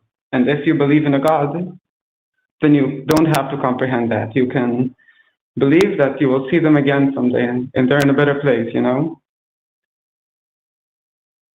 Yeah, I completely hear where you're coming from. And just since we typically have a little bit of a back and forth here, you're coming in a little bit crispy, like with a little bit of static. So next time you speak, try to hold your phone a little bit further away just so you come in loud and clear. Yeah, I totally empathize. No, it's not just you, I promise. It's just an issue with call-in studio sometimes. It's totally good. I want to make sure I'm hearing everything that our caller is saying, so I sometimes have to interrupt and be like, really good point, but also order of business, pull your phone away. Okay. Yeah, no, I completely empathize with your perspective, and I can absolutely see where you're coming from. It is super nice to believe that there's somebody in charge of all of this. Like, there's so much chaos and suffering and misery in the world that it would really be nice to think that somebody's behind the wheel, and that everything horrible that happens, that there's sort of a meaning behind it, that nothing happens just because we're this little specks floating around on a slightly larger cosmic speck in the grand scheme of things. However, I don't know that from my perspective, I'll just speak for me here, I don't know that makes it better, right? Because when I think about it from that perspective, I'm wondering, okay, if you've got somebody who's in charge and they're orders of magnitude more powerful than I am, surely there's a way to get to whatever goal it is that they have in mind without all of this. Like, there's so much BS going on in the world, and from injustice to immense amounts of suffering, and orphans and widows and illness and natural disasters and this, that, and the other thing. Like, I would almost prefer the chaos, the sort of indifferent chaos, to someone who is in charge, but maybe has a bit of a malicious streak.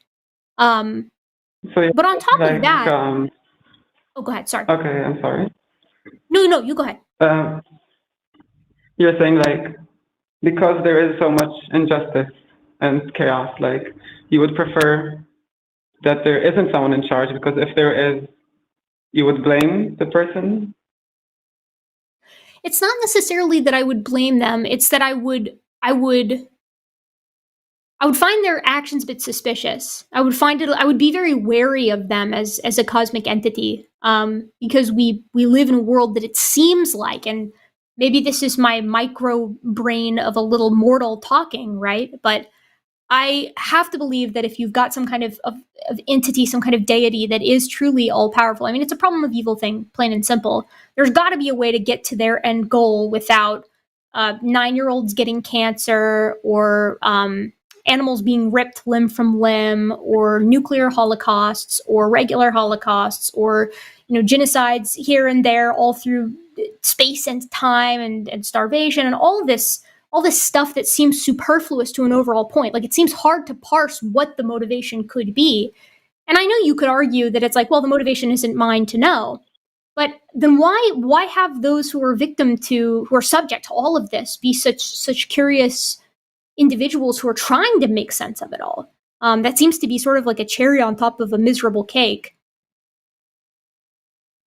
I think it's interesting that we both look at the chaos and injustices, and we come like to different opinions about it, like you see it, and would be judgmental of the God in charge, where I see it, and I wish that it could all be explained by there is meaning to the suffering, there is someone looking out, even with all this cruelty. Aaron, do you have any thoughts here? Because I've been monopolizing our convo here for a second. Well, on the hypothesis that there is somebody looking out and giving meaning to that suffering, why would I care about their meaning of what they give to this life if what they have created is so, as you say, it's a terrible cake with a cherry on top? When I realize that being told what my life is supposed to be doesn't actually give it meaning. If I woke up one day and before me was standing the creator of the universe, and he told me directly, you, Aaron, I brought you into the world to make puns for Erika. Oh. One, Erika would not appreciate that. And two, I would not feel like this is what I want to do with my life. I do not find that to be the most meaningful thing in the world. Being told that this is what I was meant to do does not make me feel like that's what I want to do or what brings me joy or what feels meaningful to me. When you realize that the only person who can determine what's meaningful to you is you, nothing else can change that, even the creator of the universe. I think the core of my, conflict about this is I think that it is an easier life to have, but I don't know if that is something I can force myself into. If I don't believe. I think it can be an easier life, but I think there's also a lot that goes along with it. You know, a lot of religious perspectives don't come for free, so to speak, where, you know, you can have that hope of an afterlife, but only if you acquiesce to all of these additional hang-ups, right? That it's like, well, you know, you can't do this and you must do that, and you can't do this and you must do that. And maybe that's not the case in some perspectives, like a general deist who might, we've had callers like this who might come on and say, you know, I just think maybe there's something after this. And they think somebody is sort of behind the wheel of the semi-truck driving down the cosmic highway. And it's like, well, you know, that is nice to think about. And as the resident, you know, fence-sitter agnostic around here, it's like, I'm not adverse to that possibility, right? That we talk about organized religions and that becomes something of a different story. But like, if you want to appeal to the possibility of a higher power or an afterlife or whatever, like that starts to dip its toe outside of, not just dip its toe, that just full headlong runs outside of the realm of scientific inquiry. And so to me, it's an interesting question, but it's not something that we can ever really answer. So, you know, I think, interestingly enough, that you can have that hope without the baggage. You can leave that possibility open if you'd like, without the baggage that tends to come with organized religion, just by saying, exactly. You know, maybe. Like, there might be. Having faith in the things that help you, but not believing in scripture or being part of whatever. Or finding comfort in what we don't know. I mean, it may be that we find out tomorrow that the universe ends in a heat death and this is absolutely it and there's definitely nothing afterwards. That might be the case. And if that is, then I can live with that. You know, I'm lucky to just be here in the first place. But it may be that the universe is whatever, cyclical in a Penrose sense. Aaron can poke holes in that all day long if he wants to. He definitely could. I mean, I'm not a physics head or anything, but it's like there may be a better explanation for things than I can offer. Certainly we don't even know what we don't know. So if you like, you can find hope in the unknowable and in the vast mystery of the universe without the baggage of organized religion. I certainly know people who do that and you know, they live their lives in, gosh, as Aaron said, they assign meaning to their lives all the same though. Right? Like, even if there's nobody behind the wheel, aren't we lucky enough to be here in the first place? And I say that from an extremely privileged point of view because I live in a safe, you know, nation, safe-ish nation with people, a support system and people I love and people that love me. And I live with a roof over my head. And I've just been, I've been privileged in more ways than I can even count. But it's what we do with the time that we are given and what we do with this life that we find ourselves in that gives it meaning one way or another. And we're not going to know until we're dead what, if anything, happens next. It's hard. I get where you're coming from. Finding meaning in the unknowable of the world, or sorry, I'm a bit out of my English is not so good. So thank you. No, and sorry you're doing wonderfully. You're doing wonderfully. I've not had a problem understanding anything you're saying. And I can't speak 2 languages, so even if I were having trouble, that'd be a me problem, not a you problem. Thank you. I think like I really hear what you're saying, and it doesn't really answer it for me. The question is still, it's like the question, would you rather know something bad or live a false narrative that is easier to live? I think you've answered your own question, though. Like, I think you have to decide for yourself whether you would rather sort of take the comforting lie, so to speak, as you've described it there, or the uncomfortable truth.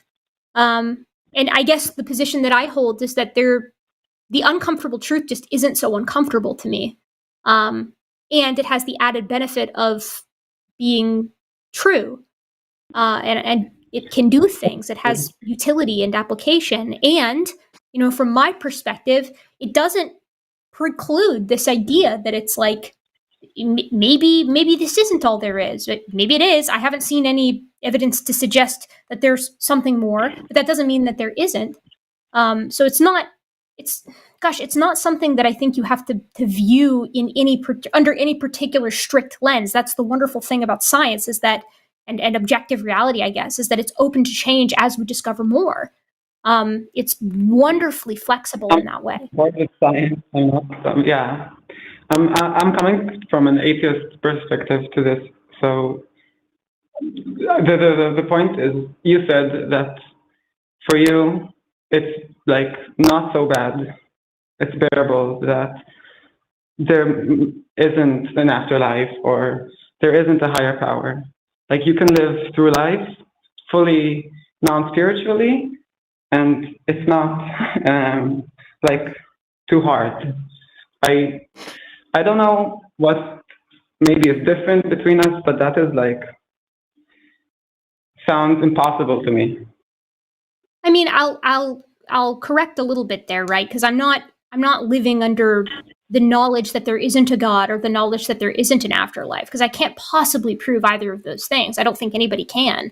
I'm just comfortable not knowing. I'm comfortable with saying I don't know, and I'm not just comfortable, I'm confident in saying that no one does, right? So I don't find it to be comforting to hear from someone that they have figured this out for a fact, because they can't have. Nobody can. Nobody has, right? I'll add too that we have a variety of opinions and perspectives here on the line. That's what makes this channel really great. But there are people out there who aren't formally religious, but who are spiritual, right? And they find enormous meaning in their life. I wouldn't classify myself as one of those people, but there's plenty of them out here who have been guests on the show or who run their own shows and are friends of the channel. So you don't necessarily have to buy into a specific organized religion either to find that comfort or to have spirituality in the first place. I would also add that it's like,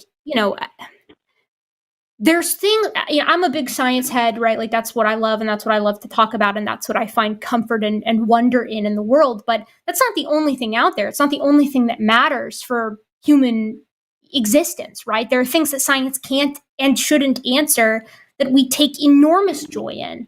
And I think that, I don't know. I don't know. I guess I feel like you're sort of viewing this like a dichotomy, that it's like, well, you have to have an organized religion, and that's where hope lies, or you have to have. No, I'm sorry. This is how it came across. Like, I'm also a huge science, and I'm opposed to organized religion. I'm merely talking about like if someone has faith, any faith, then it's easier to live. It's like it gives you strength, it gives you comfort, it gives you safety. So I guess if you don't feel the need for that safety and comfort, then yeah, there is no real drive to try to have faith. I mean, when you say faith, what do you mean there? Like, do you mean like a hope that something spiritual exists that we've yet to tap into? Or do you mean faith in like a specific religion? Or do you mean faith in the sense that it's like conceptually, like believing in things without evidence for them because that there's a nobility to that? Which one of those do you think hits the nail on the head for your definition of faith? Yeah, I think your last one was most precise. Like I come from where I am right now is I don't believe in anything beyond the measurable, the physical, unfortunately, because when someone, like if a friend comes to me and tells me that they have faith in an afterlife or in a higher power that will always look after them, even though I honestly think it's a false thing that we humans have created, I think it matters less if it has inherent truth to it, because of like it affects them, it helps them, like, and that matters more. I think that you're making, well, there's two different kind of discussions that we could have here, right? Like there's the utilitarian value of religion in general, which is kind of, I think, where you're coming from. And then there's that sort of versus, right, which is kind of how you're setting it up, like empirical truth or whatever. And I think there's a couple of problems with how you're setting it up, because I don't think that these things necessarily have to be in conflict, right? Like I really don't. They're non-overlapping magisteria, as Stephen Jay Gould put it. And some people disagree with them on that, and that's fine to do too. I'm just putting that perspective out there. This idea that it's like, well, these are two areas of human existence and human thought that are each independently important, but they're asking different questions. So it's like, you know, you're saying that like you love science and whatever, and that may conflict with specific perspectives in religion. And that's true. It can conflict with specific perspectives, but it doesn't necessarily have to conflict with a spirituality in general. Now, with relation to the former, the utilitarian nature of religion, and is it better to have it because it provides comfort to people and binds people around a community and all that kind of stuff? I don't have the answer to that. There are people who have argued for different perspectives here on this show, and I don't really know where I stand on that. I've heard people argue competently that religion is net bad, and I've heard people argue competently that there are good aspects to it that should be kept around. I don't know enough about the topic to say either way, but I do think that is kind of an irrelevant question or an irrelevant point to the question that you have to ask yourself, which is what matters to you, right? Like, would you rather accept as truth, like capital T truth, something that does not have empirical support for it? And if you would, I don't know. I mean, maybe as you said, maybe we are simply coming at it from different perspectives. Because I guess for me, if I know something isn't true, or if I don't think it has enough support for it to be true, if it's the former, I can't accept it, because it's like, I can't force myself to believe in something I don't believe in. Very few people can, I think, when you really dig down into the core of their being. But if it's like, okay, well, you can't support it one way, you can't support it, you can't deny it, then I look at that and I'm like, okay, well, I can't answer that question, period. It may be the case I can weigh it as best I can, and I can make as informed a decision as I possibly can make. And to be perfectly honest, I find it very hard, going back to this idea of like an all-powerful, all-knowing, all-loving being, were they to exist, I find it very unlikely that you could have a triomni god, as it were, like that, who would look at someone who's really trying their best to figure it out, somebody in your position, right? And condemn them for coming to the wrong conclusion. Because it's like, you didn't pick the life that you are now living. You didn't pick the circumstances you're exposed to every day. in a lot of ways, we're at the mercy of where we're born and how we're raised and the people that we're surrounded by and happenstance. And we do our best. I like to believe most people are doing their best. I hope that.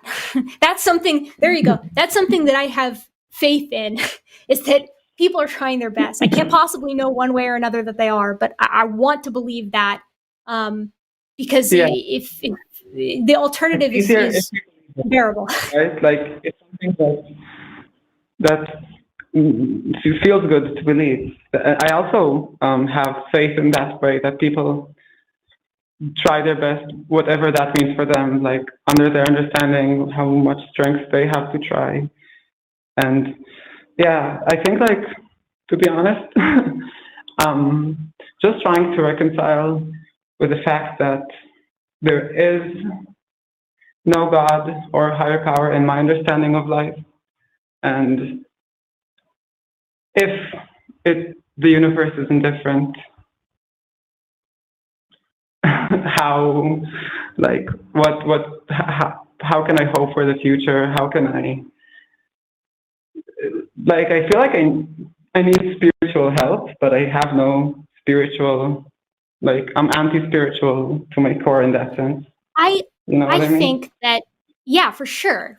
I mean, if there's nothing and we live in this indifferent universe, it's like we exist despite the chaos that rages against us. We as a species have somehow managed, we've somehow fought ourselves to the position that we're in. And we have this unbelievable opportunity, not just to make life amazing for us and the people who we currently share the world with, but to make it even better for the people that come next, to carry the mantle of what it means to be us, what it means to be human, what it means to be, as it were, to put it poetically, a piece of the universe that is like aware of itself, right?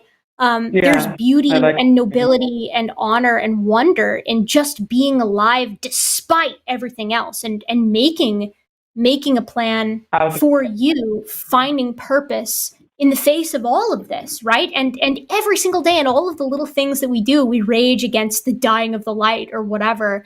Every time we snuggle our pets or have a delicious meal or embrace someone we love or help someone cross the street, that is living despite, right? And adding purpose to not just our lives, but to the people around us. And I think that, again, I don't know that the universe is indifferent. I don't know that this is all that there is, but I can certainly say that if it is, then I'm doing my absolute best to make life better for everybody who is going to come after me, and also to just enjoy the hell out of it. Because that's such a pleasure, and I'm in such a wonderful position to get to say that, and to get to sit here and say this to you. I mean, goodness. Honestly, I love the attitude. It gives me it feels good, to hear someone admit, yeah, maybe there's nothing beyond, and maybe the universe isn't different, but so what? Out of spite, let's live anyways. That's who we are. That's maybe. Yeah, and I like actually how you say do it out of spite. Are you familiar with Albert Camus, the writer and philosopher from the roughly 1950s? Familiar, yeah. I haven't read anything. He had a philosophy of life that is known as absurdism. Yeah. And in particular, he takes the myth of Sisyphus, this person who is in hell, and he is punished to forever have to push a boulder up a hill, and every time it gets to the top, it rolls back down, and he has to go and try to roll it to the top over and over again. But in the absurdism is, you must try to imagine Sisyphus happy. What can you do to say there is just this drudgery and craziness and absurdity to what your existence is, but still finding a reason to smile? And in many ways, that's what we have to be as humans. No meaning is given to us, so we have to pound into the ground to make it meaningful. Yes. I think it's a fine line between spite and delusion in that sense, you know what I mean? Imagining Sisyphus happy, and from our point of view, he has nothing to be happy about, and he is happy anyways. So is that delusional? Is that admirable?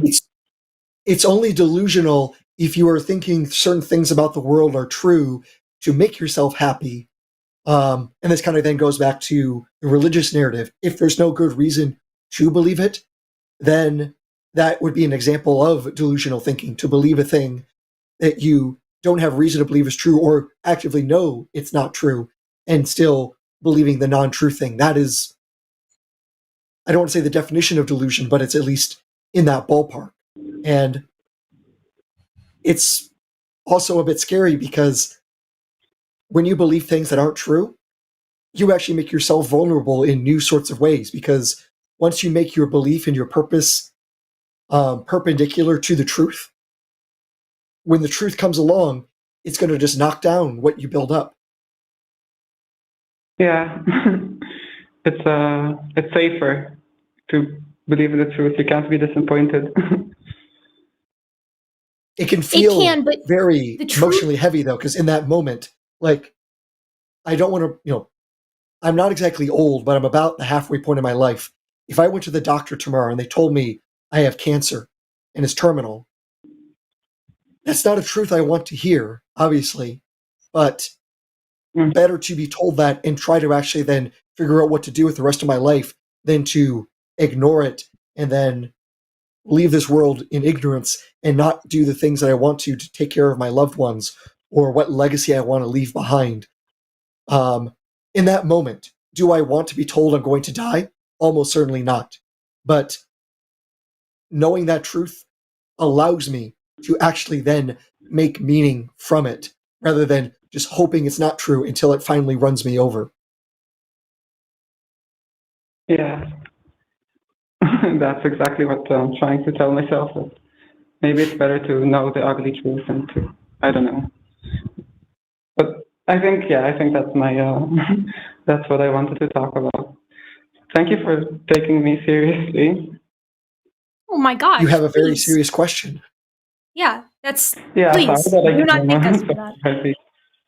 This is a question that everybody who's curious even a little bit asks at some point, right? Is that it's like, what do I believe and why?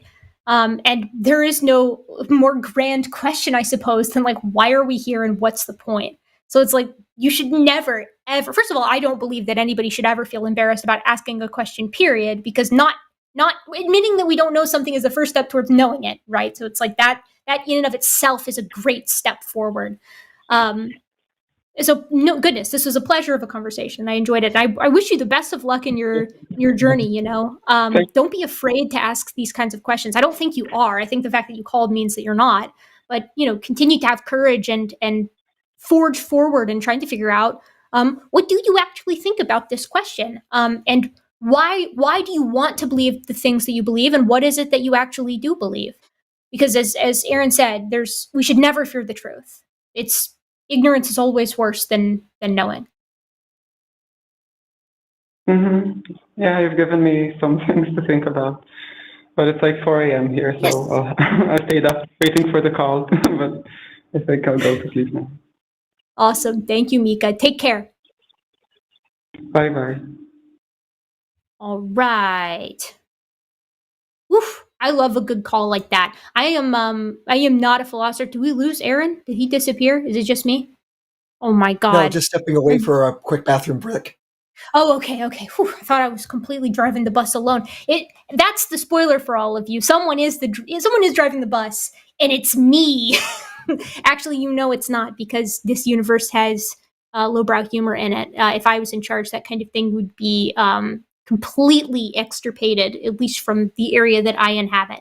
So it looks like, oh goodness, okay, we have another caller, but this next caller has a question that is definitely for Aaron. So in the meantime, I'm actually going to answer the question, since I'm all here by myself, of a caller who dropped, even though their call was a question that I wanted to answer. I'm going to answer their question because they called and they waited for a little while, and I don't see their call anymore, but that's okay, because I remember most of it.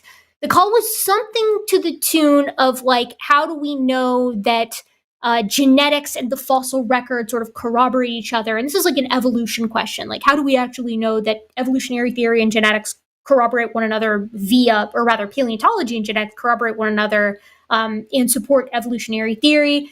They wondered if it was circular reasoning. The wonderful thing is that it's not circular reasoning because radiometric dating relies only on the law of radioactive decay, and that's what we use to date fossils, usually in datable material above or below the fossil to get a nice range of when that fossil was from. And then the molecular clock, which is kind of like, it's basically a clock using mutation rates for specific lineages. We can take that back in time, and if the date of a specific fossil and the date that two lineages diverged matches, it can be said that genetics and the fossil record corroborate one another and corroborate evolutionary theory. And lo and behold, they do. So caller, thank you for asking that question. Because the call is not visible on my screen anymore, I don't actually know what your name is. But I hope that answers your question. And if you come back and watch this, I will put a paper that explains what I'm saying a little bit better in the side chat. But the TLDR is that it's not circular reasoning because radiometric dating and the molecular clock are independent means by which we can glean the age at which species diverged or the age at which a fossil, the proposed last common ancestor between two lineages, lived. How about that? How about that, chat? Bet you guys thought that was pretty cool. But you guys are excited. Yeah, people are loving that. Okay. Gosh, we have to take this next call, but I'm not going to be able to field it. I guess I can at least listen to the person explain where they are coming from. Okay. All right. Our next caller is William. Pronounce he, him. He's a theist from Texas. William, you are on SkepTalk. Right now, hello, welcome. My name is Erika. Oh, yes, Erika's back, thank God. You're here just in time. William's question, the description as it reads in Colin's studio is, what does Dr. Adair think of the fine structure constantant? Maybe constant? Well, I don't know. Wait a minute. By the way, Erika, I have a more deeper question that you guys can Google in the meantime, and you can partake. It's recently here in Texas at the Guadalupe River, we had a flash flood that killed 27 young girls at a Christian camp, the Mystic Camp. It really does impact very deeply this question of theodicy. If you have an all-good, all-knowing, all-powerful God, why this terrible evil where these young girls at a Christian camp suddenly died and two of the girls were holding hands as the flood engulfed them? It is just, you can talk all you want about, these esoteric things, God's benevolence, all this theology, but this is a real life example. So you Google it, think about what you want to say, but let me just go. And get this out of the way, the great Richard Feynman, a physicist, which I'm sure Aaron is familiar with, said every scientist should put this number, 1/137, on a board and worry. Aaron, are you worried? Not right now, but I am familiar with the fine structure constant that it is approximately 1/137. Which, if it's 4% off, you won't get carbon and oxygen. It has to be fairly precise, and it shows up all over physics. And the great Wolfgang Pauli, he died in the room 137. So this has just been a real quagmire for physicists. So what's your feelings on it? So it's an example of the fine-tuning problem, and it's actually, strangely enough, an argument for atheism rather than theism. And here's why. So first off, most people will look at the fine-tuning argument is, hey, if the constants were different, then life in the universe couldn't exist. Therefore, they must have been tuned to those values so life could exist, and that tuning could only be done by supernatural means, therefore evidence for God. That's generally the kind of argument you will see about this. But here is the problem. If life can only exist with certain constants based on the laws of nature, then we are seeing the constants that are the only ones possible under the laws of nature with life.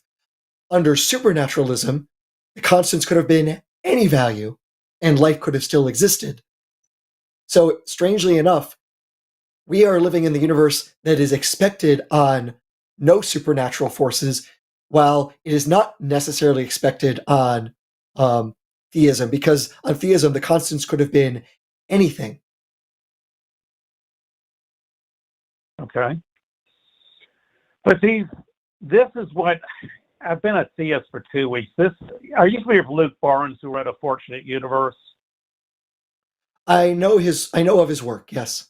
I haven't read that specific book, but I know he's one of the major voices using the arguments about fine-tuning for theism, yes. And what gets me is this Pauli exclusion principle, where these electrons have to inhabit certain orbitals, certain shells, like the N shell is 2 electrons can go, then the 8 and the 18 rule, and they can't be the same quantum number. Does that not surprise you that this thing just came about? Doesn't it seem rather odd that it would come about by chance? Actually, no, and here's why. It, strangely enough, actually relates to a previous caller about waves and harmonics. So, for example, that the electron existing in certain orbitals around the nucleus of a hydrogen atom, just a proton, that it can only exist at certain levels was actually something shown by, Bohr comes up with the model, but the reasoning for that comes up with de Broglie, who points out, hey, if we treat the electron as a wave, there are only certain circumferences that wave could go around and have constructive interference. So it actually makes it so if you have an electron of a certain wavelength, it can only exist at certain distances from the nucleus, because that's the only way it can come back around and constructively interfere with itself. At any other distance, it ends up knocking itself out. So in fact, the wave nature of particles guarantees that it can only exist at high probability at certain distances from the nucleus. So that actually became less mysterious because of the wave nature of particles. Okay, but these Christians, like, I'm giving another name, Michael Strauss, who is a physicist that works part-time at Lucerne, teaches at Oklahoma, one of his arguments was that the strong nuclear force that holds the protons, neutrons, quarks together, if that's 2% stronger, then you get periodic table, but you don't get hydrogen. If you don't have hydrogen, you don't get carbon, and you don't get us. If it's 5% weaker, then you only get hydrogen. You don't get the periodic table. And he uses these guys use these arguments as evidence of God's design. What do you think of that strong nuclear force? So it goes back to my previous statement that if life can only exist with certain constants, it's actually evidence against supernaturalism, because we could have existed in any possible universe if there's this force that could come in and break the laws of physics. If fundamentally, if the only reason we exist here is because we fit the laws of nature, that's nature going on its own. It's only if things were happening against the laws of nature, they would have to say, hey, that's actually evidence for the supernatural. We are existing in the only sort of universe that's consistent with naturalism.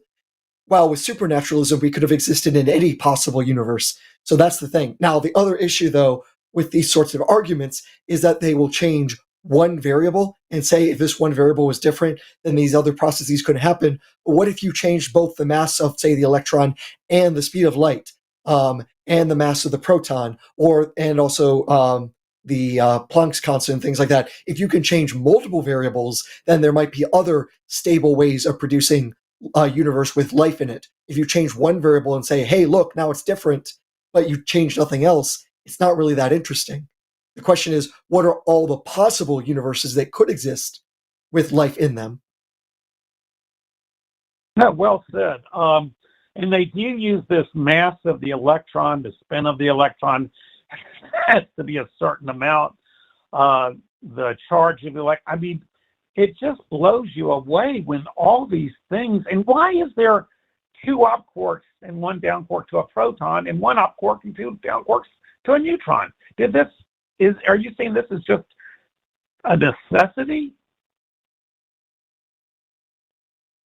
Well, at the least it's a necessity for what defines a proton. So a proton is composed of 3 quarks, 2 up, 1 down, and that sum of their charges gives it a charge of 1 unit, while with the 2 up, 1 down, for the proton, it adds up to 0 because of their individual fractional charges adding up to 0. So that makes it less mysterious. It's also worth noting there are other kinds of particles as well. For example, mesons consist of a quark and its antiquark. So they have net zero charge in many cases, but also they're unstable because it's matter and antimatter, and they tend not to stick around for that long. We've also been at CERN creating particles with 4 and 5 quarks instead of just the 3 that make up most protons and neutrons as we've gotten to know them. So other combinations can exist, but they don't appear to be stable. So the fact the universe is mostly made up of stable particles rather than unstable ones should be expected because the stable things stick around. Yes, you've seen the strange and charming top and bottom quarks. They don't hang around long enough, and they're really not that big a factor, right? Oh yeah, especially, for example, the top quark. Its lifespan is, if I remember correctly, the average lifespan for a top quark. And okay, so there are 6 different types of quark. The top quark is the heaviest version, and it has an average lifespan of 10 to the minus 34 seconds. So that's a 0, a decimal point, 33 zeros, and then a digit. It is such a small amount of time that it doesn't even have time to interact with other quarks and combine to anything else. So it is dead faster than you can blink your eye, and way, way smaller than that. So they are crazy short-lived particles. It's now after the Big Bang, when did the electromagnetic force come about? So that's a good question that I can't give a good answer to because that would probably depend on your version of a grand unified theory, and there isn't really consensus on what that is. And what a grand unified theory is a theory that basically is a reconciliation between electromagnetism, the weak force, and the strong force. And that's still an open question about how to get that all to work together. You can kind of see the Big Bang happens. You got negative and positive attracting each other. But where in the world do you get this strong nuclear force inside the nucleus that is so much stronger, as you know, than the electromagnetic and way stronger than the gravitational force? It just seems like everything just seems to happen, you know, with maybe us in mind. Is that just stretching it too much? At the very least, I don't think that's a necessary conclusion. You would say, hey, there's a strong nuclear force, therefore life. It seems like there's a logical jump there. To say it's to a certain end, because if this weren't here, then we wouldn't exist, is kind of an odd argument. In fact, there's an interesting also counter to all this fine-tuning argument by the work of another physicist by the name of Lee Smolin, who points out that he has a model, cosmological model, where the universe that makes the most black holes will also produce the greatest number of universes, and there's kind of a natural selection effect that every time the universe creates a black hole, it kind of mixes up the constants of nature and spitting out another universe, and this means the universes that have the constants that produce the most black holes are naturally selected in producing more universes, and we happen to be in a universe where the constants actually help maximize the production of black holes. So strangely enough, Darwinism might predict the universe. So, Erika, you win again. We had a physicist, we have this Atheist Christian Book Club, and we had a physicist who became a Christian because of black holes. So it's interesting. The guy the co-author of the Fortunate Universe is an atheist. So he admits to these fine-tuning arguments and these amazing constants and parameters and so forth, but he's still an atheist. And look at Sean Carroll, who admits that the cosmological constant, 10 to the 120th, is much bigger than we expected, and that if this thing's just not right after the Big Bang, this thing just doesn't go right. That you have to have this balance between the mass of these galaxies and all this mass and the dark energy driving the universe. Isn't that just on a knife's edge? Isn't that just amazing? Well, the thing is, it may not be on a knife's edge for a number of reasons. One is that our universe seems to have a very close to flat geometry because of cosmic inflation. At least that's the strongest contending theory. So even if the universe was nearly going to collapse in on itself, inflation comes along and basically drives it to almost complete flatness, no matter what its earlier state may have been. So it kind of dilutes the need for any sort of fine tuning from that. And also, a lot of what is fine tuning in physical theories is we don't have an explanation for a constant because we don't have a theory that explains it yet. So, for example, the magnetic monopole moment of the neutron, why is it such a small value?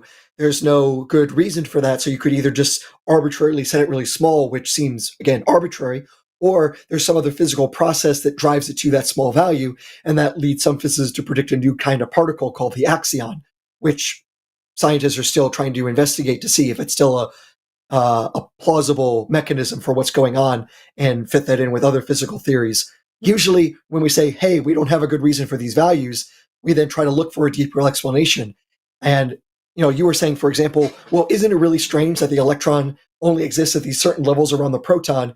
And then eventually de Broglie comes along and shows, hey, if we actually treat seriously that particles are wave-like, then we only get certain standing waves, and so they can only exist at these certain levels. And therefore, we now explain something from why does it do this to, oh, now it's obvious, and nobody worries about it anymore. That's usually how science progresses. What's the coincidence between these two values? This seems really weird. We do a lot of science, and then we slowly find possible solutions. And every time we've done that, we make progress. Every time we say God did it, we didn't make progress. So let's go to an unbiased observer, Erika. Do you find Aaron's arguments compelling, or do you find the theist fine-tuning arguments compelling, Erika? I think that when we're having this conversation about fine-tuning, right, it's helpful to use analogies for those of us who are very dumb when it comes to cosmology. So for me, I think that the puddle analogy is quite helpful. This idea that it's like, a puddle suddenly becomes sapient and it looks and it finds itself in this hole that is perfectly shaped for it. And it thinks to itself, oh my God, this hole must have been designed for me, the puddle, by somebody who cares very deeply about me, the puddle. But we externally can look at this and we know that it wasn't that the hole was made for the puddle, it's that the water fits the hole that it finds itself in. So to me, I think fine-tuning arguments are fundamentally a bit flawed just from a logical perspective, because it's like, okay, organisms can only emerge, evolve, and become sapient in environments which are friendly towards them, in universes which are friendly towards them, with cosmological constants that allow for everything that we need to emerge and thrive. So I think you end up with this self-selection for organisms that make fine-tuning arguments because they're only going to show up in environments which appear to be fine-tuned for them. So I think that for a fine-tuning argument to stand on its own, it has to first reconcile with the fact that it's actually very difficult to parse from the fine-tuning perspective. It's difficult to parse perfect environments by chance where organisms emerge and flourish because these are wonderful environments for them versus ones which were designed from them. In order to do that, I think that you have to provide support for a designer external to these fine-tuned conditions. So I find Aaron's arguments to be compelling, right? That's my 2 cents. Okay. So let's go to this Mystic River thing. This thing just directly impacts theodicy.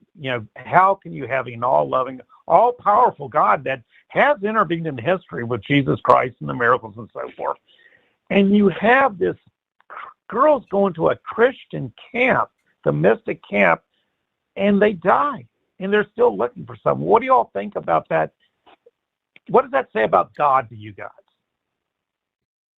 I mean, I think it's a deep tragedy, of course, and one that in many ways was entirely preventable had there not been enormous cuts to science funding in the United States and to meteorological support, both for weathermen on the ground and for meteorologists who research weather. I mean, I saw several reports that at least made the case that this kind of thing could have been prevented if massive slashes to the budgets of NOAA had not been implemented, which sucks. Anytime a tragedy is preventable, it makes it that much worse. it's insult to injury. And there are innocent victims who are created by this kind of thing.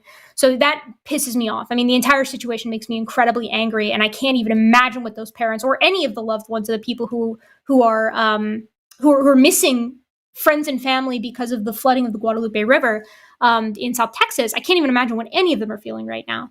Obviously, it does have bearing on theodicy from my perspective. It adds, another rather large drop in the bucket of the evil and suffering that happens in this world.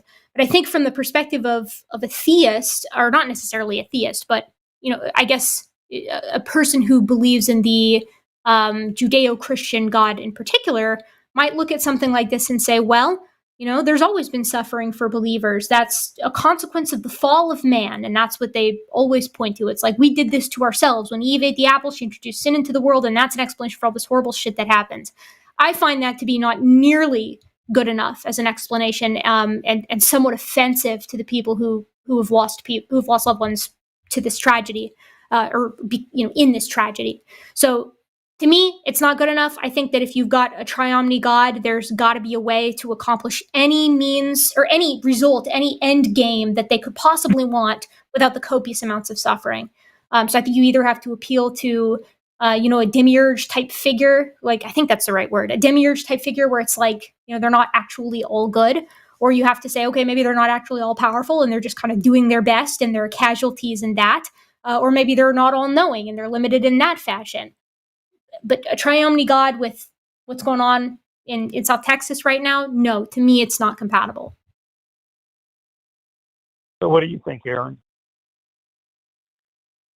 So this tragedy obviously is tragic, but looking at this and wondering how this fits into God belief definitely is not new. I was remembering a different historical event, the 1755 Lisbon earthquake. And I remember this one because it is a big part of one of Voltaire's famous works, Candide. And in Voltaire's book, he is lambasting this idea that we live in the best possible world. And that is what God has created. Not a perfect world, the best possible. And he points to, things like, and here, this earthquake hit Lisbon. It killed somewhere between 30 and 40,000 people. The church collapsed on people, but the prostitution house was fine. So the contrast there between the religious institution falling apart, but the den of sin, quote unquote, was doing just fine. But we live in the best possible universe. So obviously this was all for some greater good of some sort. This is the best things could possibly be. And that's the story that happens over and over again in that satirical novel, if you want to read that. But that's even just one small example. If we go back, 20 years ago, the tsunami that killed over 100,000 people in, I think in Malaysia, I think it's 2004, literally 100,000 people swept to death in one go. And also our producer in chat had mentioned every day around the world, over 25,000 people die every day from lack of food or clean water. On the order of 10,000 of them are children every day. So, my goodness, does this not look like the best possible world? Well, yeah, these are really tough questions. I used to debate Christian. The problem of evil was his biggest problem with, God's goodness and so forth. And, one explanation might be, if you're familiar with Psalm 73, David, looks at the rich guy and he goes, oh my gosh, they don't have any troubles. And here I am going through all sorts of problems. And it just seems they have this life of ease. Then he goes into the temple of God. He gets a divine, eternal perspective. And he sees that, oh, surely they're on slippery ground and their end is destruction. So from an eternal perspective, if these young girls, I just became a theist, and this really gets me emotionally when the two girls are holding hands trying to escape the flood. Why couldn't God intervene? Because he obviously intervened with Jesus, with miracles and the apostles and so forth, healing people, and so God directly intervening. So it just maybe from a eternal perspective, if they've been in heaven a billion years, it's like, do you remember when we died? Oh man, God, it's been a billion years, and I've just had this joy and happiness, and I can't even remember. Does that make any sense to you guys? I'm not saying it's true. I'm just wanting your opinion. So my thought there is that's compensation, not justice.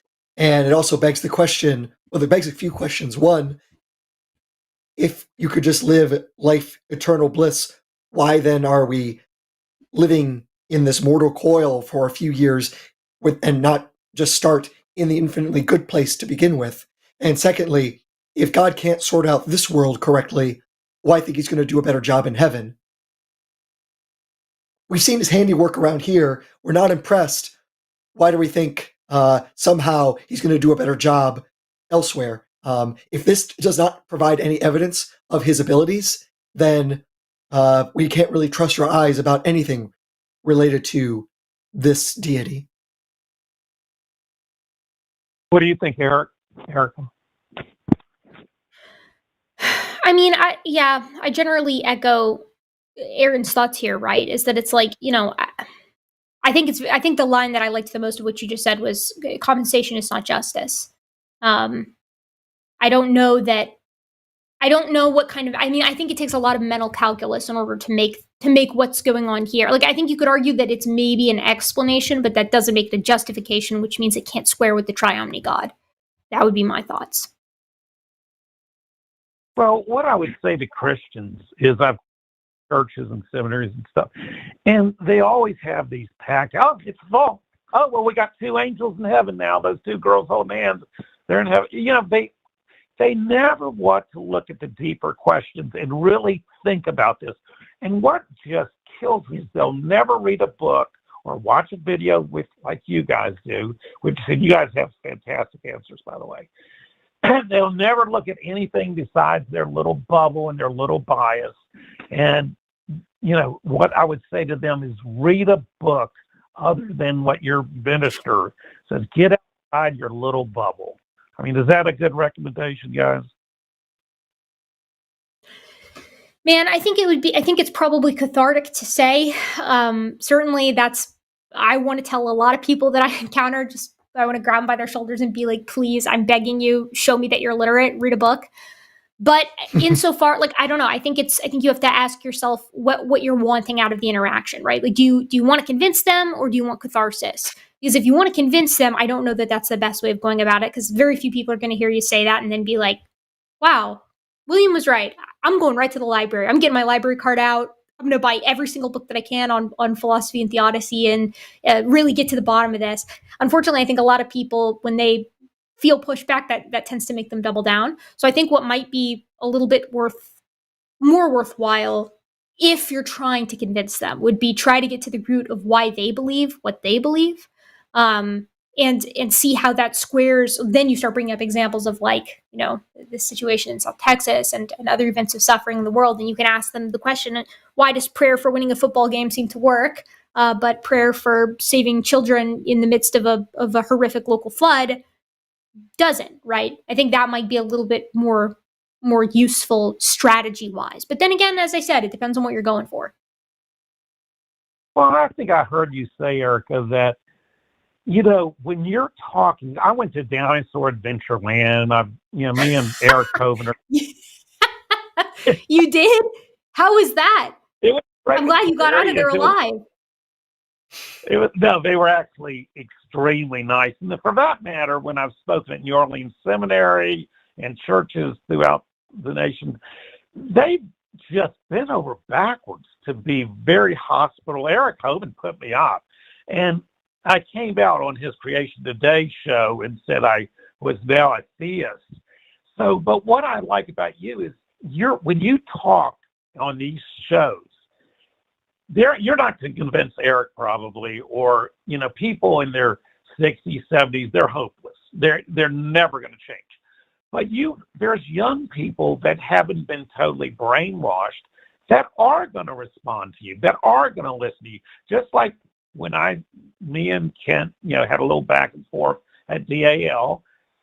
the guys had great questions. The people, the camp members there, they, wanted to know, and now they've heard another voice. Does that not make sense that when you do talk to even people, young earthers and that, even though you're never going to get through to them, that you are going to get through to their audience? Does that make sense?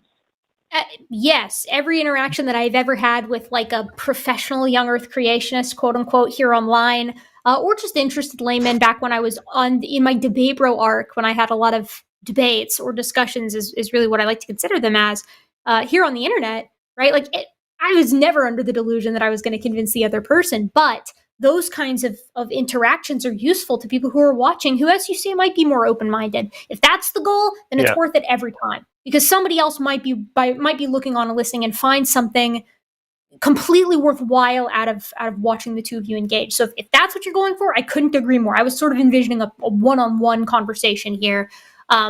But yeah, I mean, there's utility for sure to those kinds of discussions, and I will argue that to anybody. But it helps that I also enjoy it, so maybe I'm a little biased. Well, and and I really thank you, Erika, for all you do, because we had a chat with Matt Dillahunty about endogenous retroviruses, and there's huge evidence that they point to evolution. But to be fair, you've got to look at Donnie's thing about, they do have immune function. They do have certain things that for embryological development and stuff. So, you do have to let them, say their piece, and, you can still get your point across, right? Oh man, I'm a huge believer in taking creationist arguments seriously. That's like my whole thing here online, is that I love to take what they're saying as seriously as possible and evaluate it as if it is a real scientific idea. And I've never once seen one stand up to scrutiny. Excuse me. I almost said scrutiny. To scrutiny. They wear the veneer. They have this nice veneer of legitimacy some of the time. Sometimes they have a really nice veneer of it. And sometimes they really are actual scientific ideas that have been put forward. It's just that they're ideas that were put forward in the 1800s and they've been usurped by better science. But that doesn't mean you shouldn't take them seriously. And in fact, I think that the best way to debunk creationism is to just treat it like a real idea, and you'll watch it fall apart like cotton candy and water before your eyes, or tissue paper and water, I guess. Anyways, William, thank you so much for all the kind words. I'm so sorry to cut you off, but I want to get to this last caller because I know Aaron's voice is hurting, and we have one more caller on the line. But thank you so much for everything. Do you have anything else that you want to say before we move on? Thanks for all you guys are great. Thanks. I'll see you later. Of course. Thank you, William. Call back again. Thanks. All right, home stretch, Aaron. You ready? I can make it. You can make it. All right, we got Amir, pronouns he, him, from the UK. He's a theist, and he says, God is the best explanation as to why anything at all exists. This is a perfect way to end it, because I know this is such a concise question with such a concise answer that will be easy to tease apart. Amir, welcome to SkepTalk. Can you hear us? I can hear you guys just fine. Can you hear me okay? Wonderful, we can. Tell us a little bit more about your question/statement. Yeah, absolutely. And thank you for having me on. Just before we get into the nitty-gritty, I just want to zoom out for a second and ask, are there any topics that even you two as atheists might disagree on? Things like free will versus determinism, or moral realism versus moral relativism, I don't know, veganism versus eating meat, anything at all? That me and Aaron might disagree with? Yeah. I don't know, Aaron. What would we disagree with? I don't know. Well, okay, you go first. I have an idea of something we might disagree with. So, trying to think here. Well, obviously, what's the best science? The answer is obviously physics. And it's obviously biological anthropology, but that's fine. That's fine. We can put that aside. It's okay. People are allowed to be wrong on this show. We can still be friends. Okay. I mean, look, the reason I'm asking is because these are debates that even atheists don't agree on. And yet all of us, believers or not, we use the same cognitive faculties to evaluate them. We ask, things like, is it logical? Is it supported by evidence? Does it align with my values or intuition, etc.? So there's a deeper point in all of this. The tools that we assess whether God exists, reason, intuition, experience, logic, etc. These are all the same tools that we use to decide if, I don't know, if capitalism is better than socialism, or if morality is real or relative. It could easily be the case that me and Erika both believe that capitalism creates better outcomes than socialism, whilst Aaron might strongly disagree. And we're all using our minds in good faith. And this inevitably brings me to the point about psychology. Our beliefs are not formed in a vacuum. It's filtered through everything that makes us who we are, our upbringing, our emotional drivers, our cognitive biases. So my question is, if people can reasonably disagree about nearly everything using the same reasoning faculties, then what does that say about the belief in God? So let me step back here, because I think there are things that the vast majority of humans do agree on. For example, I think the vast majority of people would say we are standing on the earth. And the main reason we can all have strong consensus to that is that we all clearly observe the same sort of thing. So it's only those who are trying to be difficult who will say that they're not standing on earth, either because they're jumping for one moment or they're just trying to be pedantic in some sort of way. But, we're all agreeing we're on the surface of this body that we call the earth. Now, there are things that we disagree about, and in part because we may not all have access to the same sort of evidence.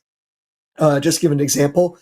If you are, for example, here in the good old US of A, and you've gone through a homeschooling curriculum, so you've never actually learned any true facts about evolution, then you might think that evolution is a bunch of godless nonsense created by communist Marxists, Neoplatonists, who knows what's-its, and not know anything about endogenous retroviruses or anything else like that because you've been mistaught. But once you actually talk to someone who does have those facts, then you might change your mind. The main way that we, in the sciences, actually come to a consensus is we all bring our evidence together and put the puzzle together, and then eventually, hopefully, come to some consensus on things. So, for example, almost all chemists will agree atoms exist. There might be one out there who's a weirdo, but I think there's a strong consensus amongst chemists atoms exist because of the powerful evidence for that. That consensus did not exist 200 or 300 years ago, but it's absolute now. If we bring this now to God belief, the fact that we see such gargantuan diversity might suggest, hey, we're not all, quote unquote, observing the same thing. And there seems to be great cultural relativity to the gods that people believe in, which makes it seem like, oh, maybe it's actually not truth-seeking that we have these God beliefs, because they seem to be so culturally deterministic rather than evidentially deterministic. So I don't know if that's where you wanted to go with this discussion, but that's where my train of thought went down. Okay. And Erika, is there anything that you wish to add to that? No, I think that's a good starting off point. Let's see where we can take it from there. Okay. I mean, to that point, I completely take what you're saying, Aaron. You see, if pretty much everyone is unanimously convinced that we are all on Earth, we could almost take that as gospel. We don't need to try to dispute something that is so, blaringly obvious. With something like God, there's going to be people that would have counter-arguments and say that such discussions are not even scientific in the first instance. This is why there's going to be a large contingent of scientists who believe in God. And so it goes back to the original question.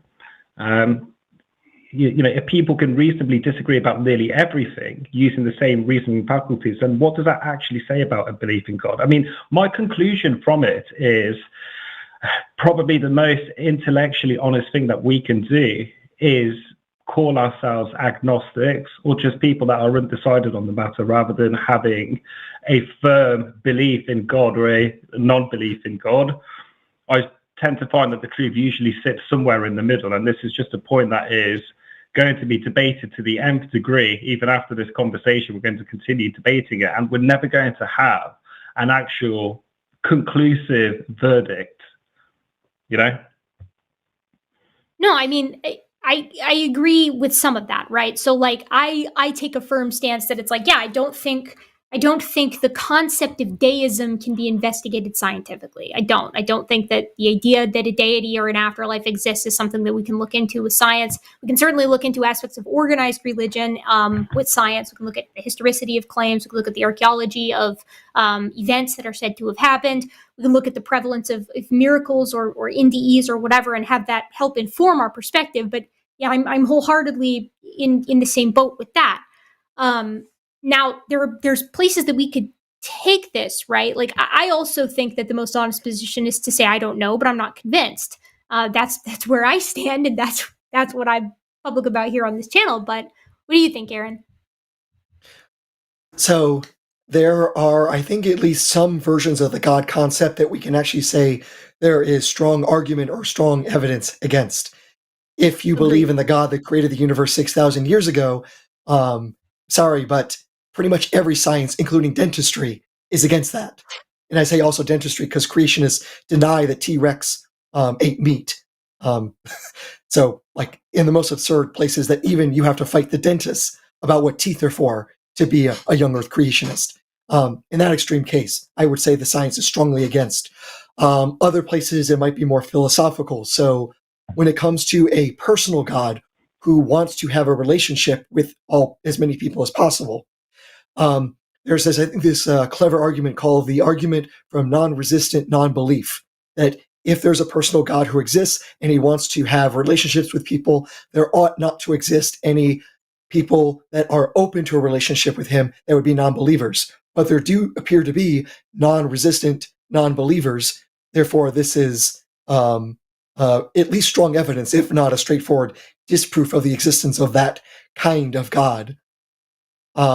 So often to get to the point where you say, well, I don't know one way or the other, we usually have to have a God concept so nebulous, it's hard to tell the difference between existence and non-existence. So I tend to go for, okay, is there any evidence for anything supernatural? Is there any evidence for things that cannot be explained or that are not consistent with naturalism? And so far, everything appears to be consistent with naturalism, and everything that's an interesting question that we can't answer has been answered by progressing down naturalism than not naturalism. And so I would say I'm going to keep betting on the horse that keeps winning, because the other horse has never won a single race. I would even argue that if something couldn't be explained with naturalism in the immediate present, naturalism has a wonderful history of sometimes not being able to answer a question in the present, and then once we get better data, once we get better equipment, we can answer it down the line. But I think critically where the argument comes is when we're talking about God, we then bringing in questions around the origins of naturalism themselves, because you see, natural processes are part of the universe's system and thus cannot account for the system's origin. And explaining the origins of naturalism requires an external cause or a foundational assumption of self-existence. And this is when we start going into... Is that also true for a supernatural thing? Does a supernatural entity need an explanation for its own existence? Well, this is when we get to things that are contingent versus things that are necessary. And for there to be a necessary existence that is not contingent on anything else, that we can call God, I think that leads to less absurdities than to think of the naturalistic explanations that could circumvent that. For example, an infinite path. So there's two things there. Or an eternal, one is that it doesn't actually universe. Explain. Well, there's two things. One, that doesn't explain why the supernatural is going to be better than that. And two, why not just say that the natural world is actually necessary? Because here's the other state, absolute nothingness. Is that even a logically coherent state? Because one might say, hey, a state of absolutely nothing, there's also nothing that prevents it from changing into something. That nothingness may be either completely incoherent, or there's nothing that keeps it in that nothingness state because there's no laws, and so it can become something. In that sense, nature exists automatically because the non-existence of nature becomes incoherent. So I don't see why supernaturalism gets past the problems, and whatever things you might say about the supernatural being necessary, I don't see why we can't say the exact same things about the natural world. For me, it also goes back to you have to preclude all of the current natural explanations and also preclude the new ones as they come out before you can appeal to the supernatural, in my opinion, right? It's also okay to just say, we don't have the answer to this question at this time. That doesn't mean that you can just kind of slip the supernatural in there, right? I think everybody would do a lot better if we were more comfortable with saying, I don't know. Yeah, I mean, look, you see, claiming that naturalism is a proved fact is arbitrary and unprovable. You know, a self-existing God provides a more coherent explanation because God's nature, unlike naturalism. Wait, you're saying its nature is to exist. I will just say the same thing about time, because there's no time where time does not exist. Therefore, time is necessary because there's no time before time. This is, unfortunately, a trivially easy thing to do. Yeah, there's no time before time. But are you therefore implying that? So there's no time that the universe did not exist. Sure, there's no time before. Are you suggesting that time has a starting point, or time has always existed? Sorry, what's the implication of the statement? So, on either one, though, I'm saying that if there is no time that the universe does not exist, we don't have to explain when the universe comes into existence, or it depends on something earlier, because if it just always exists, because it is not even possible for it not to exist because of the nature of time, for example, that it's not possible to talk about time without time or a universe without time, then you realize, oh, it's just not even coherent to talk about this. Therefore, talking about it being contingent is incoherent.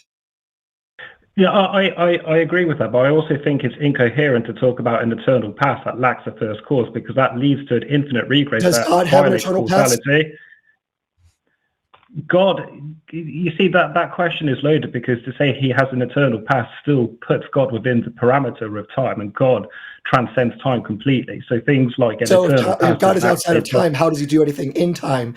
The thing is, the things that are outside of time means outside of causality. Therefore, God causes nothing, because to be in time is to be causal.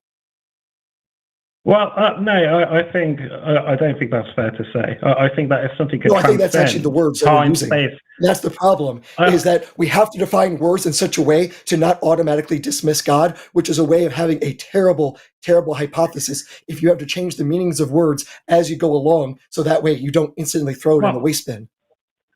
Sure, but that's where we get into very kind of, call it trivial semantics, because there are terms that philosophers and theologians have coined up, like sans creation, that God exists sans creation, because that therefore implies there is no temporal element to God. He exists. And they say that because they can't realize any other way to get around this. It's basically kind of like, I don't know what your religious background is, but it's like the Trinitarian Christians saying God is three people and one people at the same time. There's no contradiction. Stop saying there's a contradiction.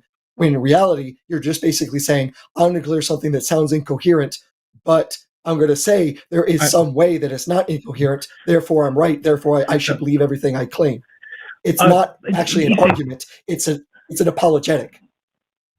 Hey, look, so when I participated in this call, my claim was God is the best explanation as to why anything at all exists. And I think if we're going to be honest with ourselves, whatever explanation there is as to why anything at all exists is going to be absurd to us, whether the universe is eternal, time is eternal, or whether God created it. All of these things defy our conventions and intuition. Any option, whatever option you can fathom, is going to go and defy our intuitions. And so I have no intuitional problem with an infinite universe in the past. I see no intuition that breaks. Oh, well, I mean, I can bring a ton of issues why there's issues with an eternal past, problems with infinity. You see, look, an infinite past cannot logically there actually aren't problems with infinity. We actually talked about this with the previous caller. First off, there's different size infinities, and if you're going to go to like Hilbert's Hotel or things like that, I'm going to have to point out this is actually not a logical problem with the concept of infinity. There actually aren't these issues, except for people who want them to be issues to argue for God, and somehow God is infinite, but not that kind of infinite that's impossible. It's the possible kind of infinities, not the impossible kind of infinities, which is, again, let's redefine words so we don't throw it in the trash.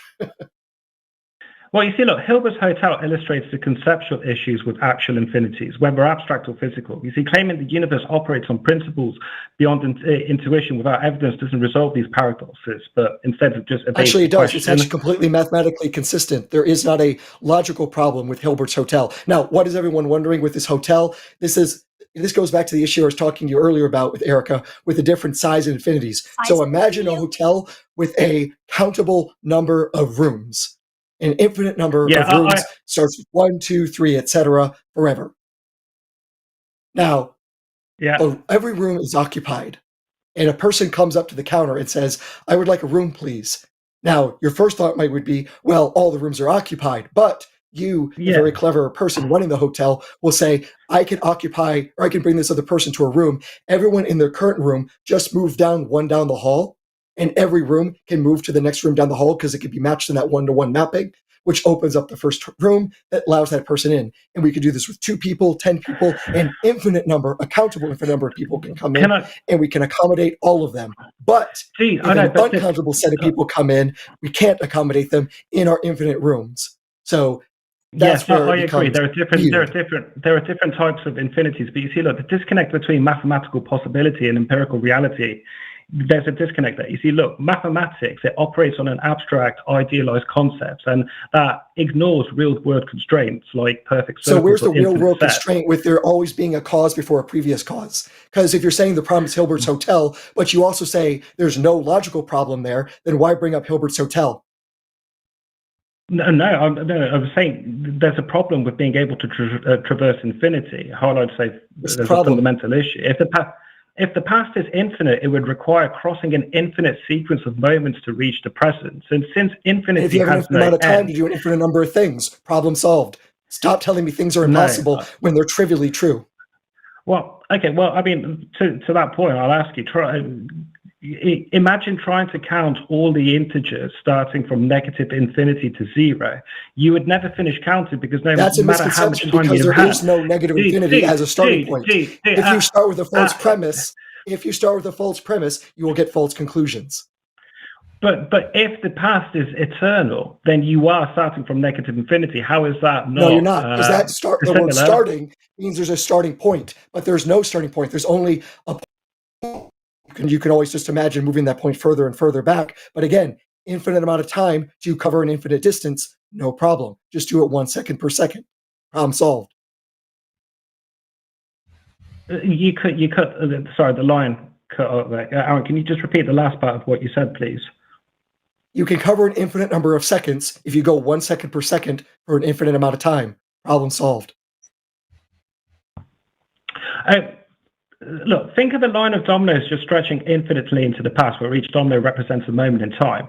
For the last domino to fall, which represents now, every prior domino must have fallen first. But if the chain is infinite, there is no first domino to start the sequence, meaning the last domino could never fall. And to make the analogy relevant, an infinite past would prevent us from reaching the last domino, which represents the present. There is no last domino. There is no first domino. There is no problem. That's how you do it with an infinite number line. You don't say there's a starting point to your infinite number line and then make premises based on there being a starting point to something that doesn't have a starting point. Like I said, if you start with a false premise, you're not going to get to a reliable, true conclusion. What's the false premise exactly? Sorry, highlight it to me one more time. You said that there's a starting point infinite from the past. But the thing is, if you're going back infinitely, there is no starting point. No.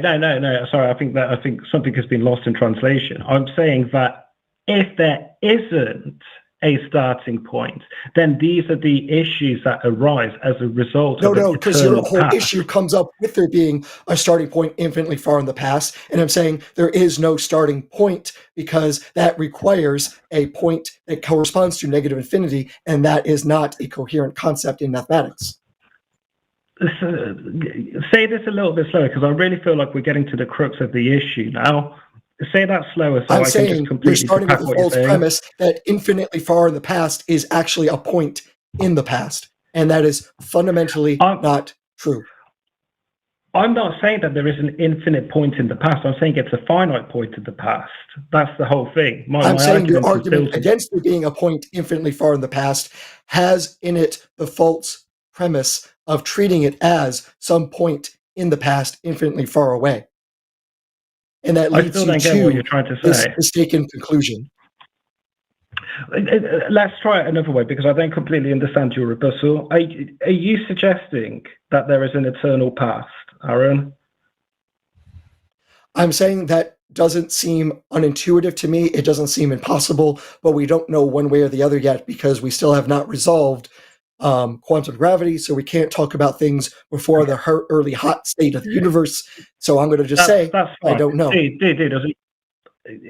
but if we grant, for the sake of argument, that there was an eternal past, how can we go from an eternal past that has an infinite past to the present that we're all experiencing now? Can you explain that to me? Take an infinite amount of time to cover the infinite distance. That's how you solve the problem. You don't do it in a finite amount of time. You do it in an infinite amount of time, 1 second per second. Right, okay. And so how can we experience this goes back to, let's say, my domino chain analogy, and I don't see how in any shape or form this analogy breaks down. So you think of a line of dominoes stretching infinitely into the past, where each domino represents a moment in time. For the last domino to fall, which represents now, every prior domino must have fallen first. But if the chain is infinite, there is no first domino to start the sequence, meaning the last domino could never fall. And so an infinite past would prevent us from reaching the last domino. This would break down. All you have to say is there was no first domino to start falling. There's just always been falling dominoes. In the same sort of way, you could take any number on a number line and go 1 unit back, 1 unit back, 1 unit back, unless you want to argue there is a smallest negative number. So I still think you're missing the point. Even if we grant that there's been dominoes always falling, we would still never get to a point, which is the now, that represents this domino falling, because there's an infinite number of previous. Because there's an infinite, with an infinite number of seconds to go through all of those dominoes. Yeah, but if there's an infinite number, we still wouldn't get to the present moment. That's the whole point of infinity. You wouldn't reach. That's all. Huh? It just takes an infinite amount of time. And if we're talking infinite time, therefore, that's how long it takes. Well, you see, look, there's two problems with that. A, on a mathematical one, which I don't think we're going to agree on because I don't think we're completely understanding each other. But B, on a scientific level, that we understand that time came into origin at the point of the Big Bang. That's what our standard Big Bang cosmology says. But that's what the general notion of science. We don't know that. I agree. We don't know it for a fact. But the general consensus from the scientific community is that time, space, matter, and energy came into existence at the point of the Big Bang. That is not the consensus. No, it is. There are very few fringe theories that suggest that time has always existed. But wait, fringe theories. So you know my background? No, but I can tell that you're very scientifically attuned. I've got that feeling from previous calls. You might want to know his background, Amir. Yeah, Sorry? I'm a PhD in physics. I'm a PhD in physics, and I'm a research affiliate at MIT. Okay, and so would you agree? I mean, look, I've noticed that there's systemic issues with academic and funding structures of physics research. There's immense pressure to publish and secure grants. I'm self-funded, actually. I don't actually even get paid by MIT. I basically go there and say, hey, I want to hang out in your labs. I have a job that can pay for me on my own. And they say, cool beans, come on and join. So I don't have any of those issues of academic funding, and somehow that's driving me towards different math. I don't even know where this is trying to go. But Amir, don't tell me what the consensus is, then tell me the consensus is flawed because of funding. No, I'm just saying that there's a lot of theories that are published out there that have been published just more due to pressure. And the general, look, I'm not going to put my hand up and say that I'm a PhD. I've got a PhD in physics. But from the people that do have PhDs and are at the forefront of science, the general consensus is that time, matter, space, and energy all came into existence at the point of Big Bang. No, and there's actually a book you can go and read about this called The Battle for the Big Bang, which is actually about the various different models currently in competition for what's the best explanation for the origins of the universe. And also, they did some polling and asked a bunch of people at a cosmology conference, hey, did the universe begin at the Big Bang? And the vast majority of them said no. So when you tell me what the consensus is, that tells me you haven't actually checked what the real literature is.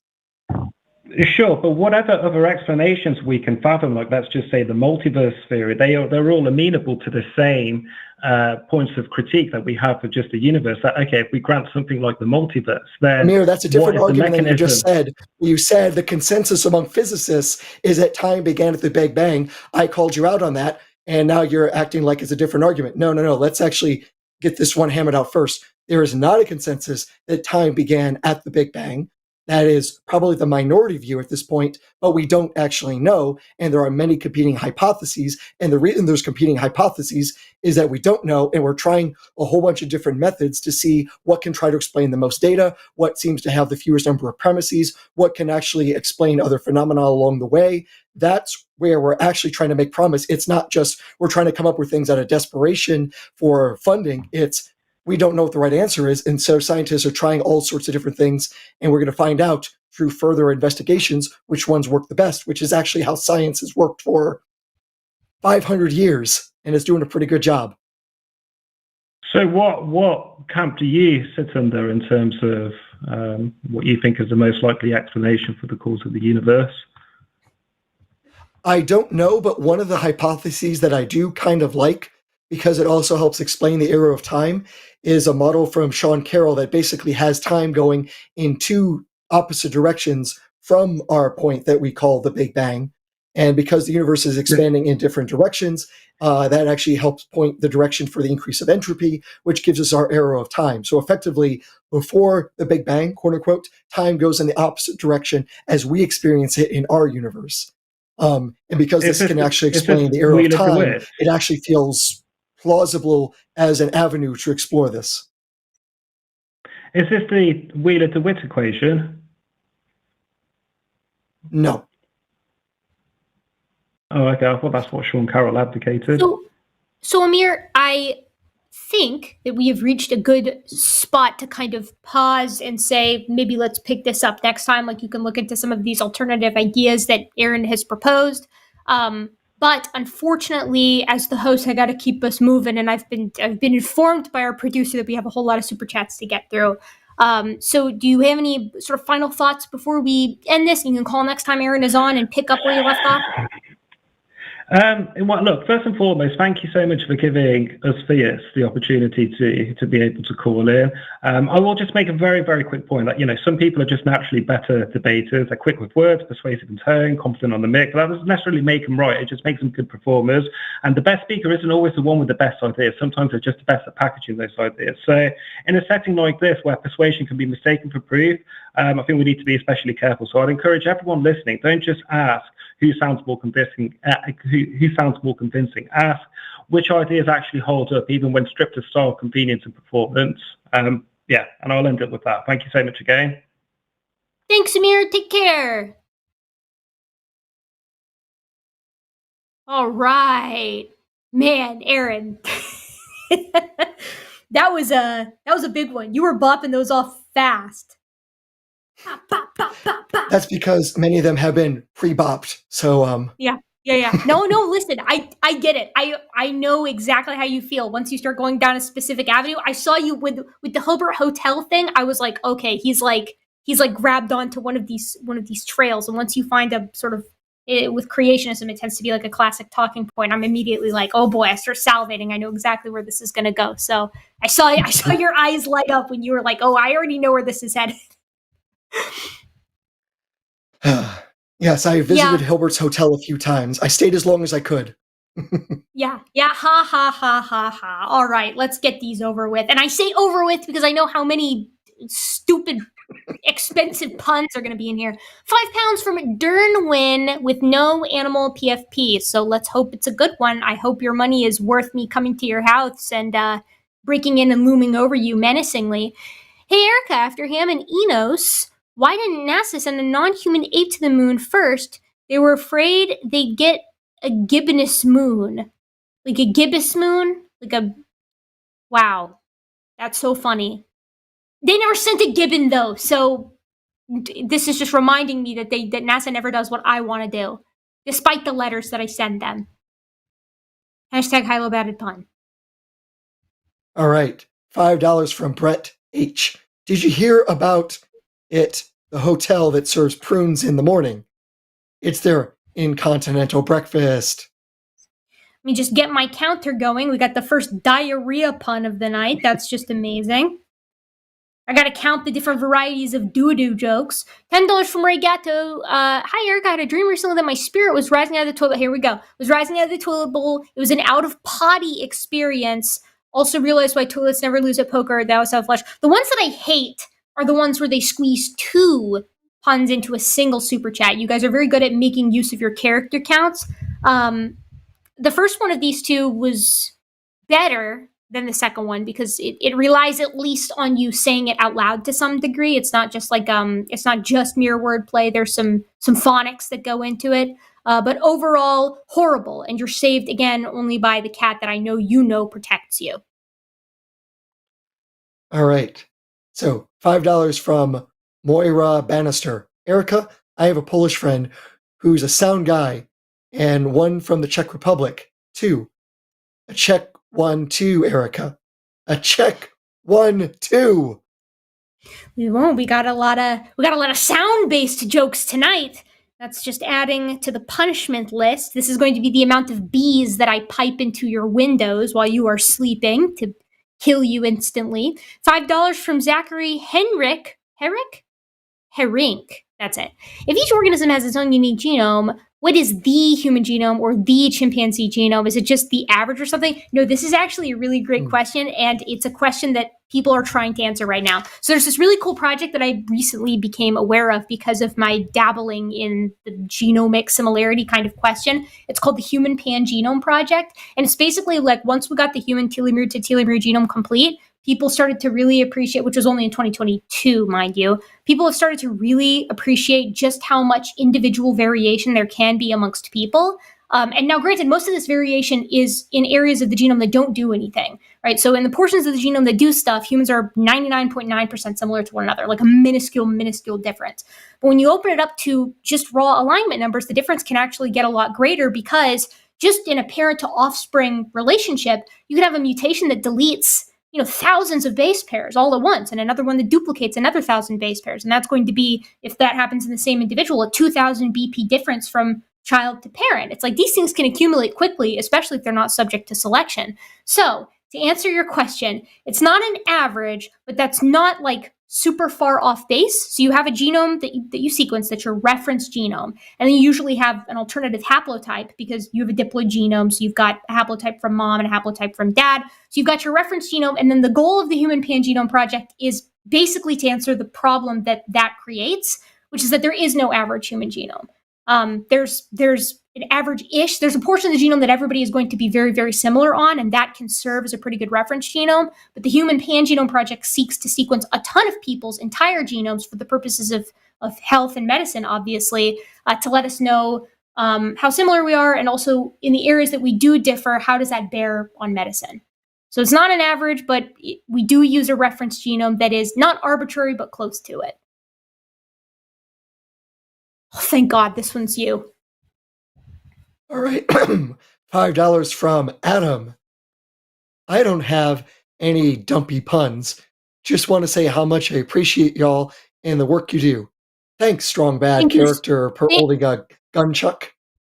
I was going to say thank you, Strong Bad. God bless you, Strong Bad. $5 from Secular Venus. Okay, now this is interesting. So we've got 2 tuxedo kitties in a row. I know Erika gets mad at me for punning, but I'm a grown man, and that's just how I roll. Why is eye roll?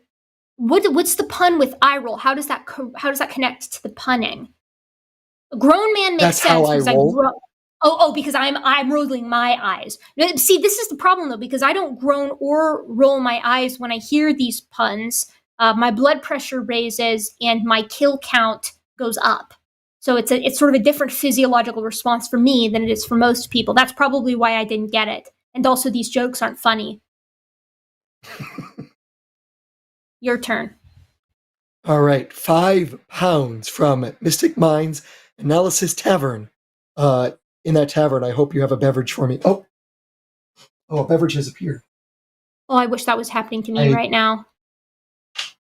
My wonderful wife brought me some water. I need to summon my husband with the same. I need to. I'll pant hoot for him. I'm just kidding. You wish. Right. All right. So, the question or comment here: the librarian of the Unseen University said it best when parting with the following wisdom: "Ook." The best, the most wise of all words from all. Let's go with anthropoids. Ook, a lot more. $10 from Bobby Kennison. So, Erika, I was working on an experiment to track reactions pan-Paniscus have to enemies to lovers rom-coms. They hate them. They think, well, those two just bonobone already. May publish soon. Someone beat you to bonobone last time, Bobby Keniston. It actually, I don't know. I don't remember. It might have been you. And if it was you, then shame on you for using the same one twice. Someone already beat that one, beat you to the punch on that one. However, I like it better because it involves primates. Those are always better than the doo-doo ones. But I think you also deserve to lose points because at the beginning I thought you were talking about an actual experiment done on pan-Paniscus, and I was excited only to have my hopes dashed at the end. So death it is. $10 again from Moira Bannister. Hey, Erika, I've decided to create a mind-controlled air freshening device. It makes sense if you think about it. It makes sense if you think about it, Erika. Shame on you for making poor Aaron yell this awful, awful joke. Awful. I will shout puns from the top of the roof no matter what my throat is. Comes in twice with the same dog shit jokes. Thank you, Moira, for your donation to the show. I hope it was worth it to you. Poor Aaron will be attending his funeral once he screamed his lungs out doing these. $5 from Dernwin. Why don't we see great apes have battles? Because they practice guerrilla warfare. I feel like I've heard the guerrilla warfare one before. I can't remember it off the top of my head, but I feel like I've heard it before. I'm going to kill you with... no, not guerrilla warfare. That feels like too serious of a threat. I will just come to your house and fill your room with sand until you suffocate in it. Oh, Jessica, wonderful. Wonderful omen. All right, I will read this. So these are £5 from Jessica Doo-Doo McButtface. No poop puns today. I feel crap for dumping them on you so much. I just get clogged up with shitty guilt. Hashtag Erika loves poop puns. Hashtag 4. Espion sucks. Hashtag love you soon. 4 different members of feces, mentions of feces in a single super chat. That's actually, that might be a record for sort of different words for poop in a single super chat. So Jessica does get credit for that. And I do love seeing Jessica's cat. It does win me over a little bit. But unfortunately, the record that you have won is a record of being killed by me in record time. When I drive to your home and how should I get you? How should I get Jessica? Come back to me on this one. $10 from Moira Bannister. Oh, wonderful, Moira. Round 3. My doctor told me I can masturbate anytime I want. I mean, his actual words were, you can have a stroke at any moment, but I knew what he meant. That's just great, Moira. Thank you. Thank you for your wonderful contribution to keeping the lights on at this place. No one around here, by the way, you guys don't know this, but no one who works here knows how much I have to suffer just to keep the lights on. And you guys donate to make me angry specifically. So everybody here I'm actually bankrolling my blood pressure medication. Cute puppy, though, on this PFP. This one's yours. I agree. This is a cute pupper. And thank you for the $5 from Taylor.StomachHurts.Baboon. Erika, I'm not saying I enjoy toilet humor, but it really cracks me up. Would you count toilet and butt, like a butt joke, like a joke about a butt crack? Would you count those as, I think those are in the same genre, which means I will use 2 baseball clubs to beat you, one in each hand, as I Donkey Kong slam you down, use my down B move on you. But not your puppy, because your puppy's cute. $10 trillion from Dan McAuliffe. How many numbers are there between 1 and 2? Infinite. How many between 2 and 3? Infinite. How many between 1 and 3? Infinite. That's double the other 2 infinites. I don't know. Aaron, is that double the infinites? Is that a larger infinity, would you say? So between 0 and 1, or between 1 and 2, there is not just an infinite number of numbers, but it's actually the larger infinity. It's larger than the countable set because you have the irrational numbers in there. So between 1 and 3, it'll actually be the same size infinity because it's still the set of rational numbers. The set of real numbers. So it will be the same size infinity. It'll still be the first uncountable set. This has been an infinite amount of pain for me. $10 from Gritmonger. Oh, wait, no, this one's you. This one's you. Yep. So $10 Gritmonger, and I'm trying to understand the drawing. It's fascinating, but I'm not sure if it's some kind of a humanoid dinosaur. All right. It's good. Spirituality is not testable, so real or not, it doesn't have any meaning in formulation or analysis. This is partly due to any spirituality that has been testable, failed testing. Yeah, I mean, to me, the second it's outside, to me, the second it's outside of the realm of science, like that doesn't mean it's not an important question to ask or an important question to investigate using other means. But I'm no longer as interested in it once we can't investigate it using the tools at hand. $10 from Ray Gatto. Wonderful. On a talk show with scientists, Bright sat. Okay, no, this is like a limerick or something. On a talk show with scientist Bright, sat sweet Erika keeping it right. When topic turned poop, she groaned, not the scoop, and please spare me the puns, they're not right. This is very high effort, and this is really high effort. I have to give you credit where credit is due, because this is a proper, I believe it's a limerick, right? This is a proper limerick.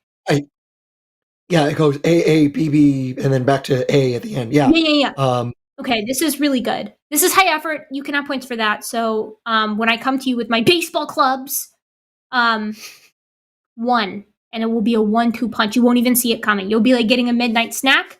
Lights out. Or lights also, out. just randomly coming to my memory, the late Christopher Hitchens was very good off the cuff with coming up with limericks. So that apparently was one of his skills besides. So I've heard, yeah. There's a few. Are you familiar with the podcast, The Skeptic's Guide to the Universe? Yeah, of course. They had a couple interviews with Christopher Hitchens when he was still alive, and I think they had a few sessions of him just dropping limericks. Just like riffing? That's cool. What a unique skill. I don't have any skills like that. Not useful ones, anyways. This one's you. Oh, yes. Okay. $5 from Nick Hanlon. One time, I shot an elephant in my pajamas. What was he doing in my pajamas? I don't know. Couldn't get his tusk out, but in Alabama, the Tuscaloosa. This is a pun, but if Aaron can't get it, it's not up to snuff. I believe because he loses the tusk, it's okay to lose the tusk in Tuscaloosa. But then what's the Alabama part? The tusks are looser. The tusks are loose, but what's the Alabama? Oh, just because Tuscaloosa is in Alabama. Wow. Really well done.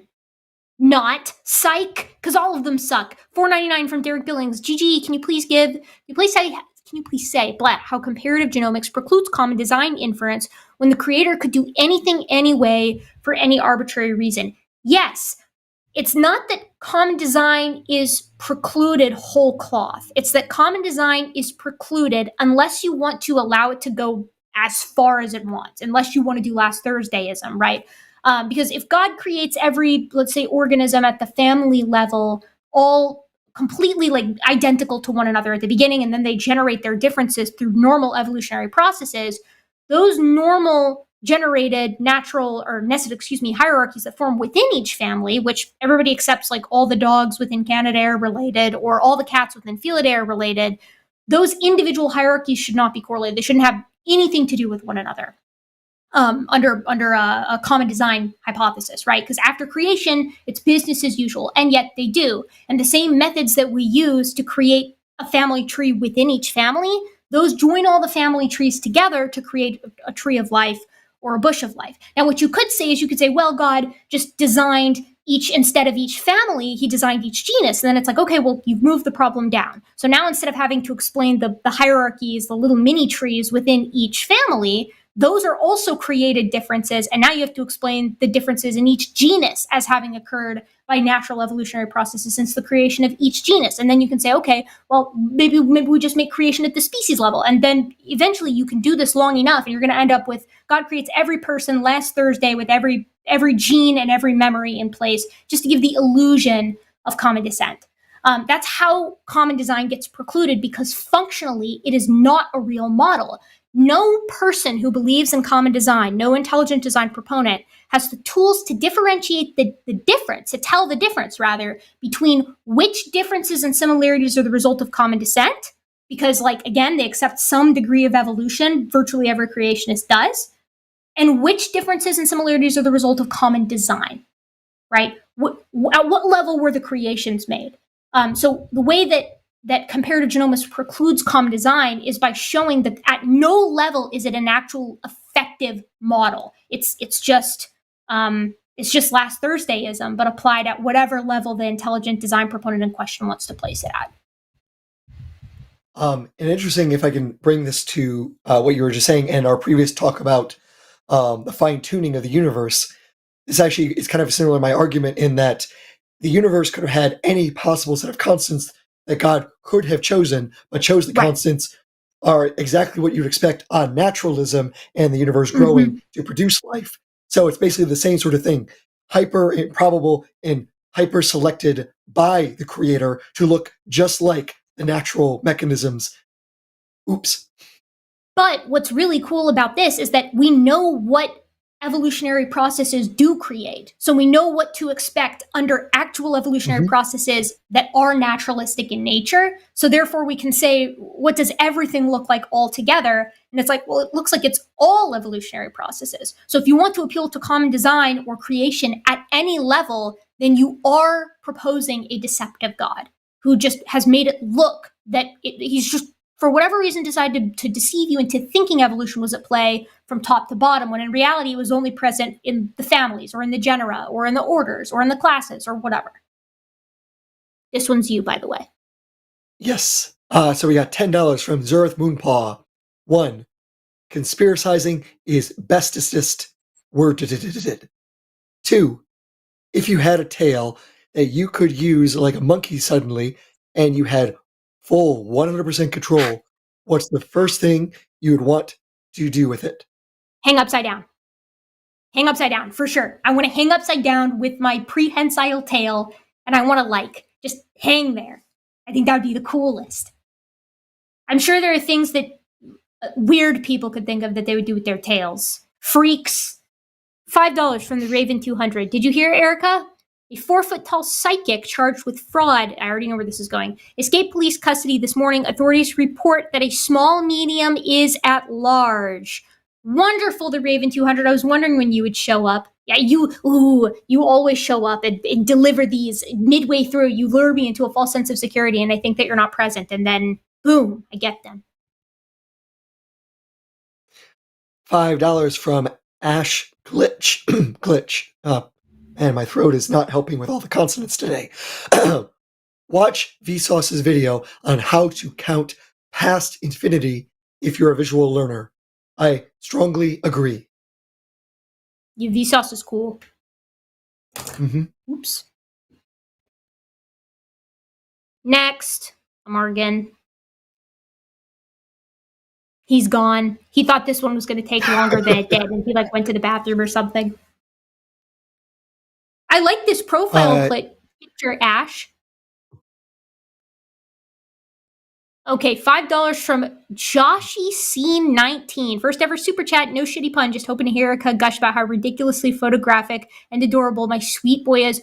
Oh my God, and sitting in dappled light. Look, you can even see the sun shining through his little ear and it makes him look pink. You know what you should have included, Josh Yassine, is this little sweet baby angel's name.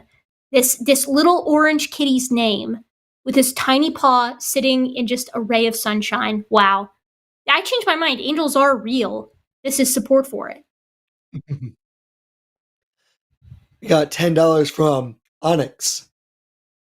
Is there any evolutionary benefit to reduced sexual dimorphism in primates? I understand why it happens, but is there any inherent benefit? Yes, excellent question. So typically, first of all, sexual dimorphism is the difference between males and females in a species of primate. Typically, it shows up in body size or in the size of the canine teeth or in coloration or what have you. Sexual dimorphism can decrease for two reasons.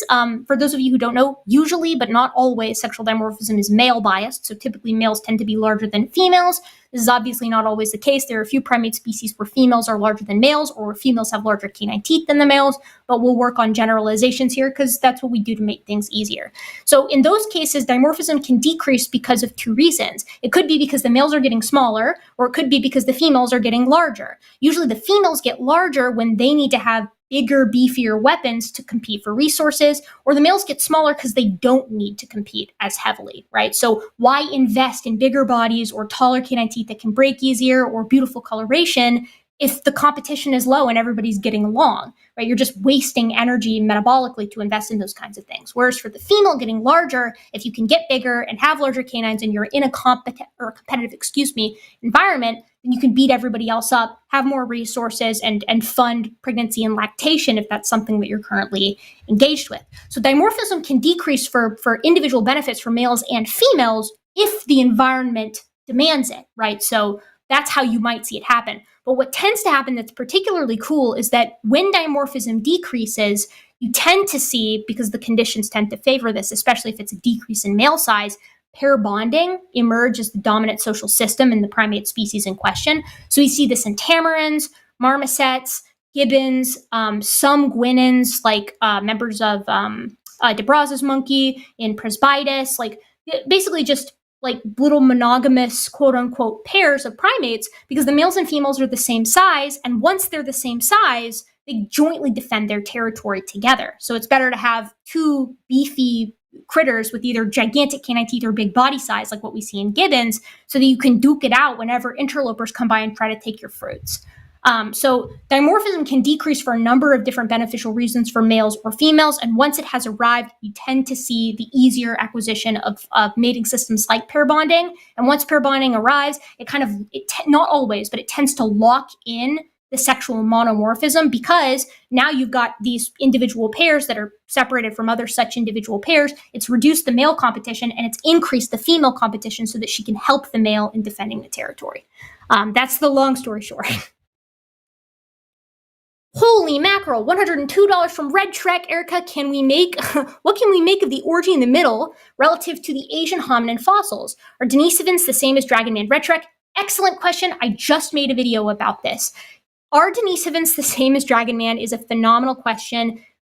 Based on the most recent proteomics work and mitochondrial DNA that we've pulled from the dental calculus, or hardened fossilized plaque on the Harbin cranium, that's the name that we've given to this really wonderful looking cranium called Dragon Man, right? That means that Denisovans is the same as Dragon Man and that it takes on the nomenclature of Homo longi. At present, that's the best hypothesis that we have. And that means that the triad of Homo sapiens, Homo neanderthalensis, and Denisovans, now called Homo longi, has humans as being the outgroup and Denisovans and Neanderthals as being a dyad to each other, which is cool because we continuously find out that we're never like the supreme odd man out in the sense that we are like wholly unique to everything else. Humans are really interesting, but we're not like categorically different from all of these other hominins. Now, as far as what can we make of the orgy in the middle relative to the Asian hominin fossils, what we can make of that is that the interbreeding that's happening is confounding the phylogenetic results on the basis of morphology. I think that's That's a given. Because when we look at the physical characteristics of Dragon Man, the physical characteristics, I'm like tripping over my words today. The physical characteristics suggest that Dragon Man actually belongs to Homo longi as a sister clade to Homo sapiens, with Neanderthals as being the outgroup.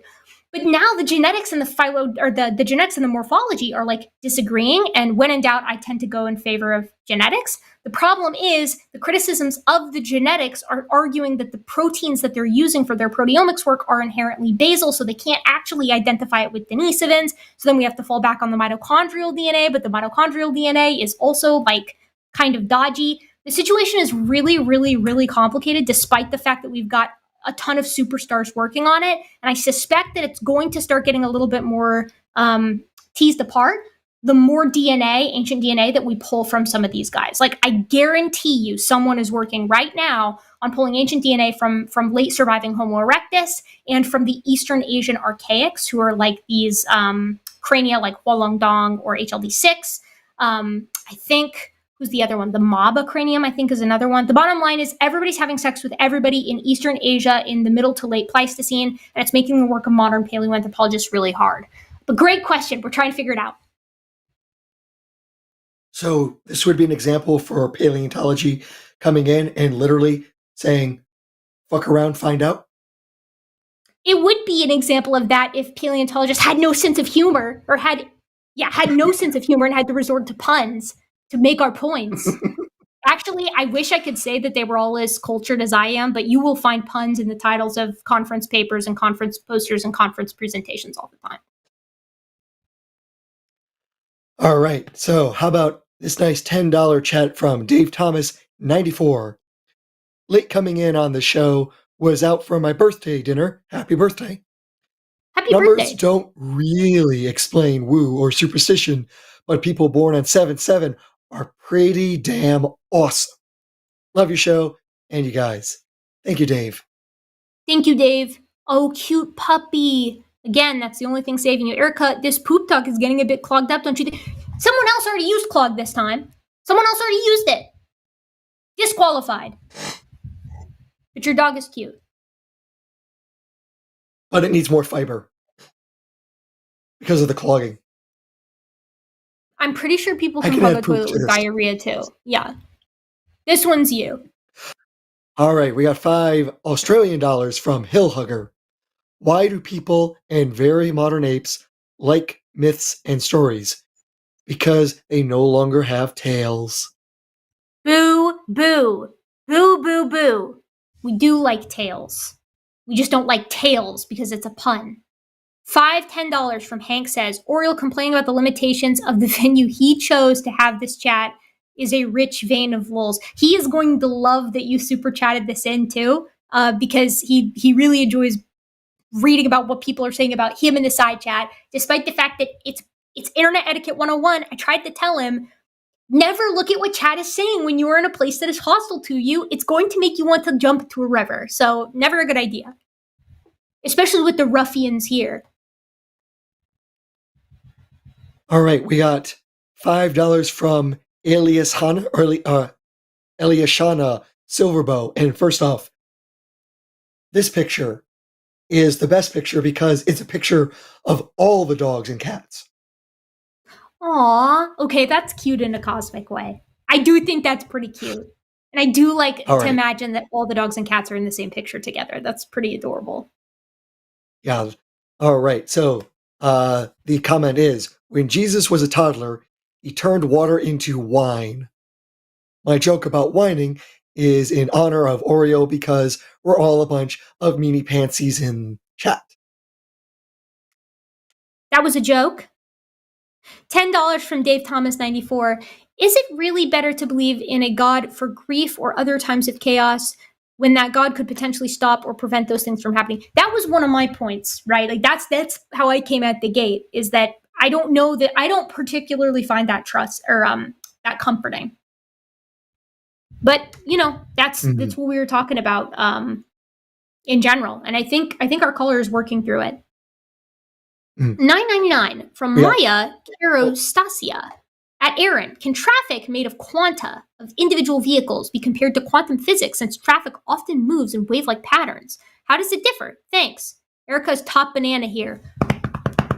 Thank you. Which makes me what?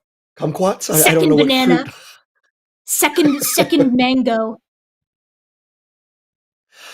Well, I can accept being the mango person. All right, so there actually is, I remember, a paper that tries to explain buses as if they were hadron particles. So you'll notice, for example, at bus stops that the buses will get later and later, but then you'll have like a whole row of buses all like waiting at the same stop to pick up people because one delays the previous one, which then causes a chain reaction.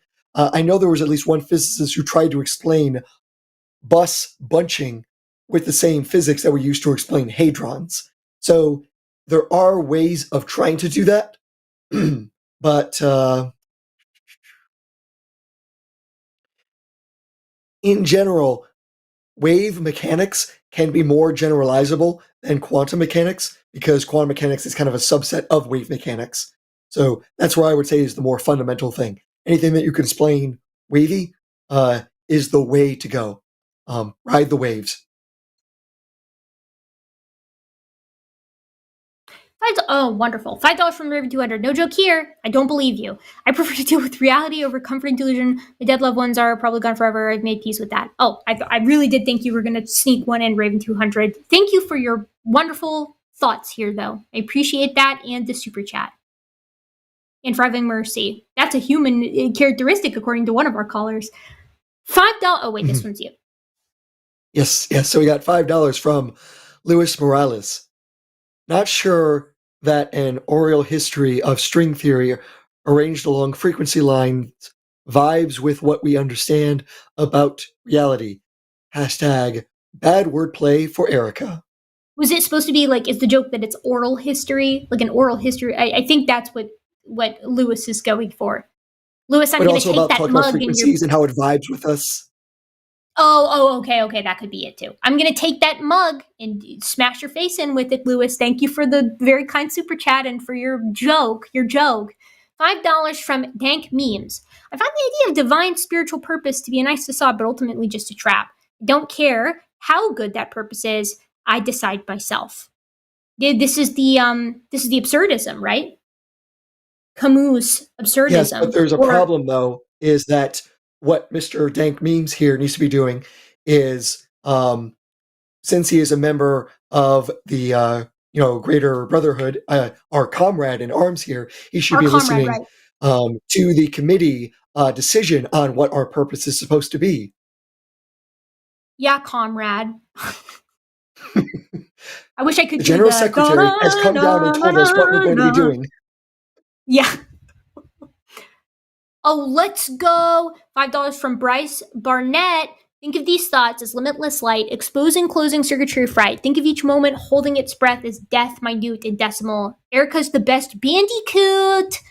Very sweet. Mind electric. Mind crash bandicoot over here. Thank you, Bryce. Bryce is so cool. Be more like Bryce, the rest of you. $10 from Dave Thomas 94. Throwing out a George Carlin quote because you can never really go wrong with that. So, quote, the God excuse, the last refuge of a person with no answers and no arguments, it came from God. We've just had so many people who tonight kind of leaned into that, and not in like a malicious way or anything like that. It's just sort of like, we don't have an answer, so maybe we can put God there. And like, I'm not comfortable with that line of thinking. I don't think that that's going to get us anywhere. $10 from Red Trek. Thank yous. Or $10. Jesus. $50 from Red Trek. I should have known. I said the amount and then I saw Red Trek and I was like, Red Trek never donates $10. They always donate way too much and are way too kind. Erika, your eloquence, goddamn. That is so sweet of you. Thank you. I don't know what you're talking about. I always feel very uneloquent when I come on these shows and I don't have the ability to do reshoots because I stumble over my words and it makes me insecure about my public speaking. So thank you for saying that. Oh my God, Puppy! All right, we got reading a book. So we got $5 Canadian from Veeks. God damn it, Erika. How dare you make me cry with your living despite? Oh my God, Veeks, thank you. Was I cooking at some point in this show? I feel like you guys were picking up on something I was not picking up on, but I thank you for the kind words. I'll have to remember what I said and say it again. Yeah, but I love it was almost certainly during our conversation with The last two Mika. super chats were about you going off on a rant. The last 2 super chats are on me going off on a rant. I've been known to do that. I want to know what that puppy is reading. $5 from Zurith Moonpaw. Remember, fellas, sex with women isn't manly, because 2 dudes equals double manly. I did no puns or poop jokes, Erika. Tell Forrest I was good. I was a good not boy girl. I will definitely tell Forrest you were a good not boy girl. Is Forrest discouraging you guys from telling me puns? If he is, I owe him an apology. I was sassy to him earlier. But yes, no, I have heard of this. Fellas, is it actually gay to have sex with women? Because, like, it's literally a girl. Like, is there anything more feminine than having sex with a woman? It's only straight, actually, if it's 2 men. And if they're both boys. And if it's very erotic and an enemies to lovers style erotica. On that note, $10 from Ash Glitch. What purpose do neutrons serve if they have no charge and isotopes seemingly just make atoms unstable? So they actually, in a sense, have a purpose, quote unquote, by having no electric charge in heavier nuclei. They actually provide the glue holding things together. So they basically, in the same sort of way, there's the strong nuclear force. That force is ultimately coming from using some of the mass of the nucleons there. So the neutrons basically come in, provide some of that force, but don't provide the repulsion of being electrically charged. Because if they were positively charged, they would be pushing against the protons. So they actually help make things a bit more stable. But there's also a limit to how many neutrons you can have in a place. And so the really heavy nuclei can't hold themselves together. And so partially this explains fission, but very, very partially.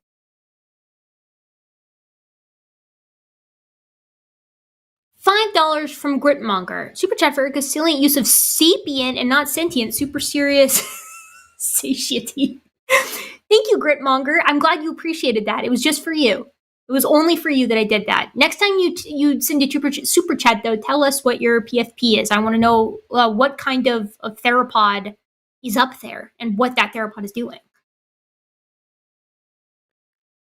$5 from Joshua Everett with a very cute kitty. Oh my We can God. say literally nothing about extra universal causality. Simultaneous, retroactive, and nonlinear causes aren't necessarily excluded. At the very least, talking about causality outside of causality is incoherent. That kitty looked so sleepy on your stomach taking a nap. $10 from Dave Thomas. Oh my God, with a cute little snake. Just noticed Aaron is wearing the Godzilla shirt. Hell yeah. Which era was your favorite? I like the Heisei era. Am I saying that right? Heisei? Usually it's pronounced Heisei. Heisei. The Heisei era. Yeah, and this is very roughly Godzilla films from 1984 through 2004, roughly. Wait, does that include 98? Does that include 1998 Godzilla? Roland Emmerich Godzilla? That wasn't Godzilla. Okay, just making sure. I just thought I'd piss off all the Godzilla fans in the chat. Actually, okay, if I may then give a little bit of anecdote, the last movie in the Heisei era is Godzilla Final Wars, and there is a battle between the original Japanese Godzilla, Gojira, and the computer animated American one. They have them battle out in Sydney, and the battle is done in under 30 seconds. You can guess who won. Yeah, one of them has atomic breath and is cool. So yes, I can imagine. Correct. Is it my favorite era? That is really hard to say, in part because, one, there is a beauty to the silliness of the Showa era, which is where so many of the classic Godzilla films that were played on repeat on TNT when I was a kid growing up. So there's that aspect. Then some of the most recent films of what's called the Reiwa era are just really amazing cinema. And of course, I have my love for the original film itself. So it's really hard for me to say which era is my favorite. Yeah, I really can't give you a good answer. Oh, and I need to actually correct what I just said. I said Heisei era goes to 2004. That's not correct. I'm sorry. The Heisei era really goes from 84 to 95, more or less, because in 99, the Godzilla series then kind of reboots, and that's usually called the Millennium Era, and that goes until about 2004. Apologies for misspeaking. Is this one? This one's you. Okay, we got 20 Canadian dollars from Where is Waldo? I will spare Erika the pun because I'd like to ask what Aaron can tell me about the concept of 3D time that recently went over my head. So let me be kind. It also went over the head of the author who wrote that paper because I looked at that paper and it has nonsense equations in it.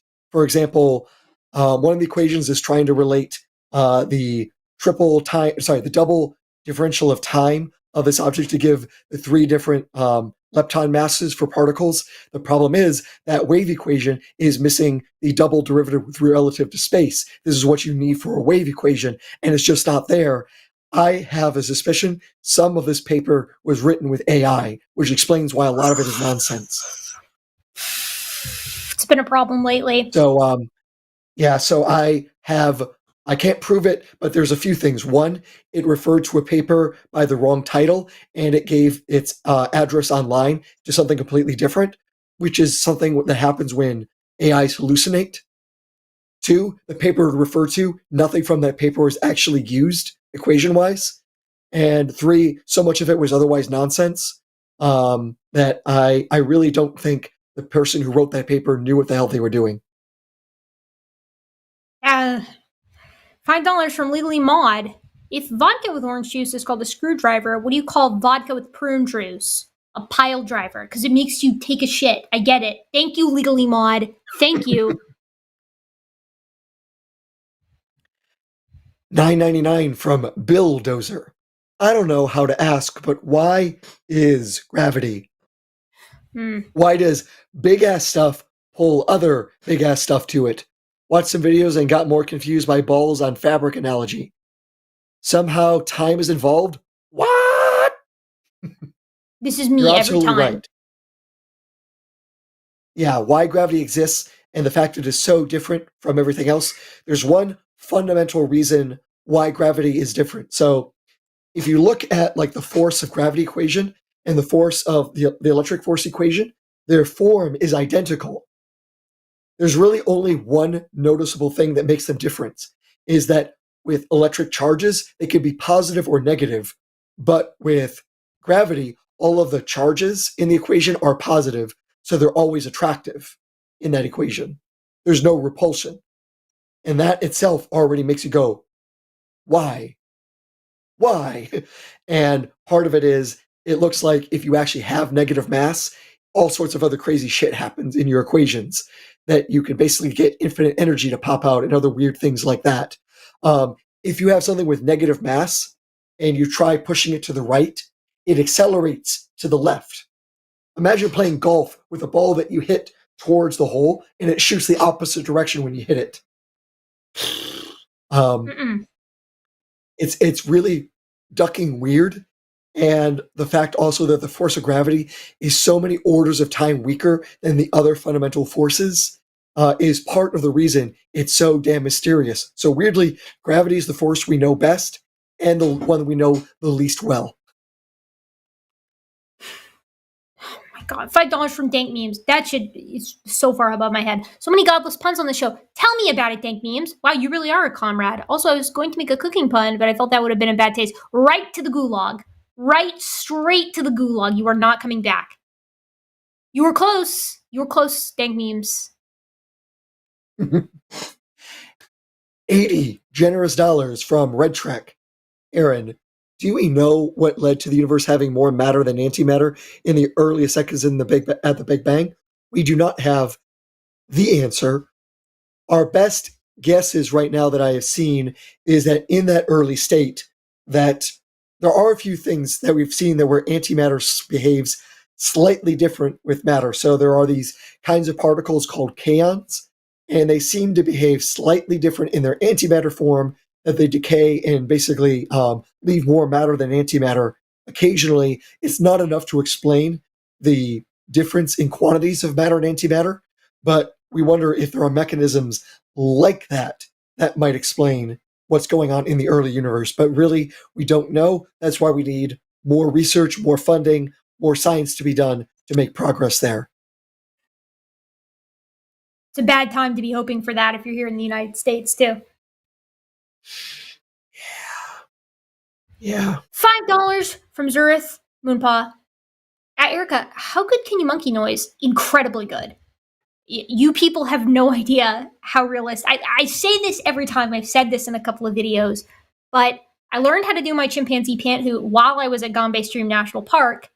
One time I made it while we were in one of the boats going to an impromptu soccer game at football game for the non-Americans out there, although I can't even say it like that. You guys are doing better than we are right now.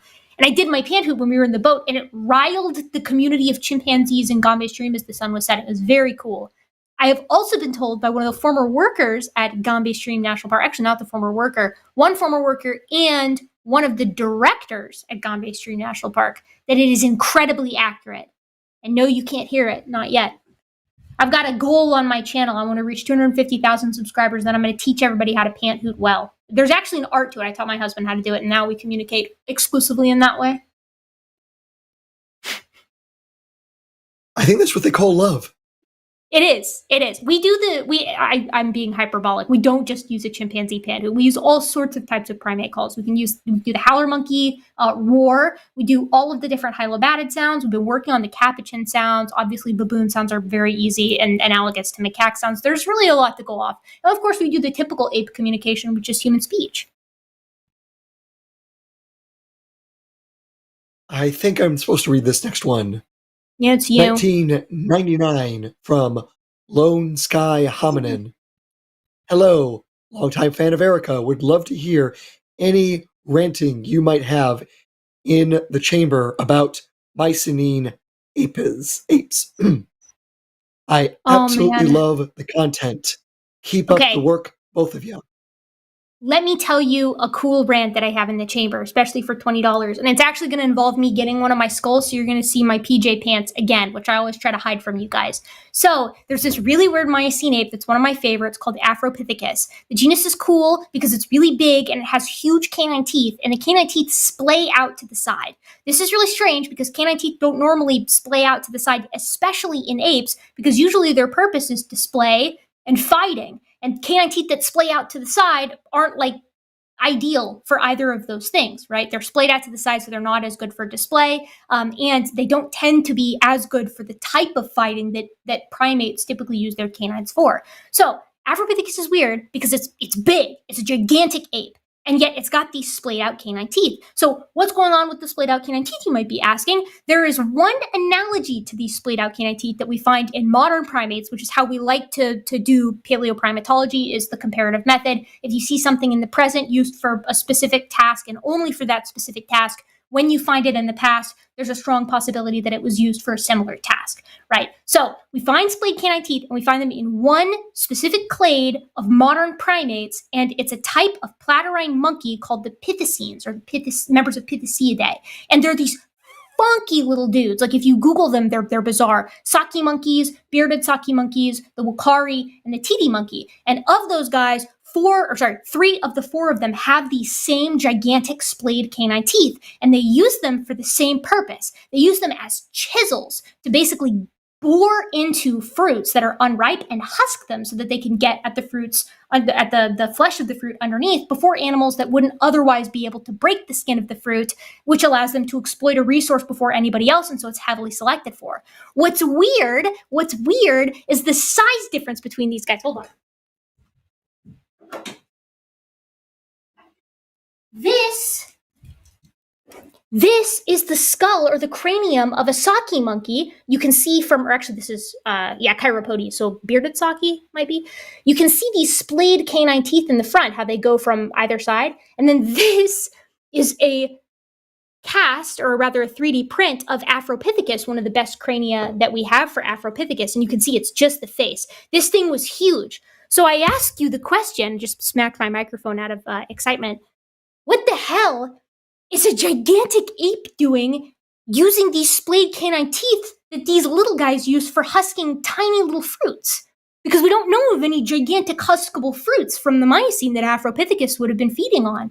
And it's got the remnants. You can't see it super well because, again, this is just the face. But you can see the beginnings of this huge sagittal crest, which would have meant that the cheek muscles on this thing would have been insane. The reason this is all important for me is because in all of these little guys that have these huge, like for their body size, splayed canine teeth, they're sexually monomorphic, which means males and females have the same size canine teeth because they're using them not to compete for mates, but to compete for access to resources, which means Afropithecus is probably a large-bodied, sexually monomorphic in canine teeth and body size ape that was like a seed and unripe fruit predator. That's weird. That's really cool. And it's the only like large-bodied ape that we know that behaves that way, like period, in the fossil record and in the present. So there you go. I hope that was worth $20.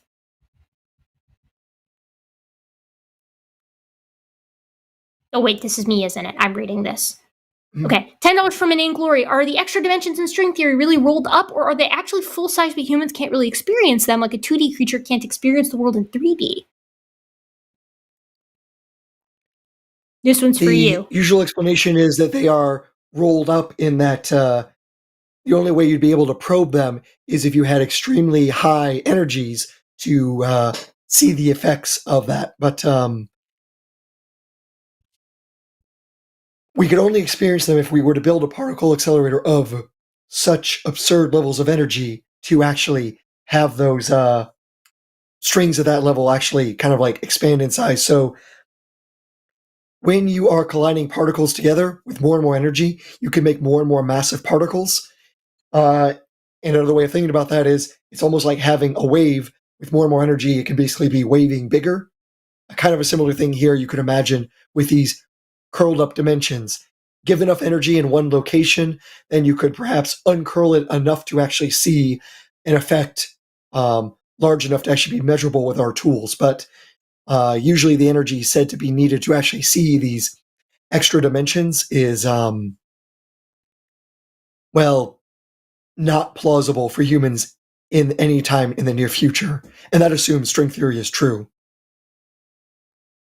$5 from Bobby Keniston. Bonobone is mine. Oh, I keep trying to make it a thing. I'm actually glad that it's yours because that means you're trying to make it happen and I can have respect for that. Erika once told me she would never use it. I won't, but I hold out hope. Don't. Anyways, you're both great. Thank you, Bobby. He's trying to make a fetch a thing. He is. That is so fetch. That's so fetch. Stop trying to make fetch happen. It's not going to happen. $5 from Ray Gatto. What is brown? It sounds like a bell. Dung, dung. The only reason why that doesn't immediately send you straight into my fists forever until I kill you with them is because it made Aaron have to make a bell sound with his voice sounding like that, which is kind of funny.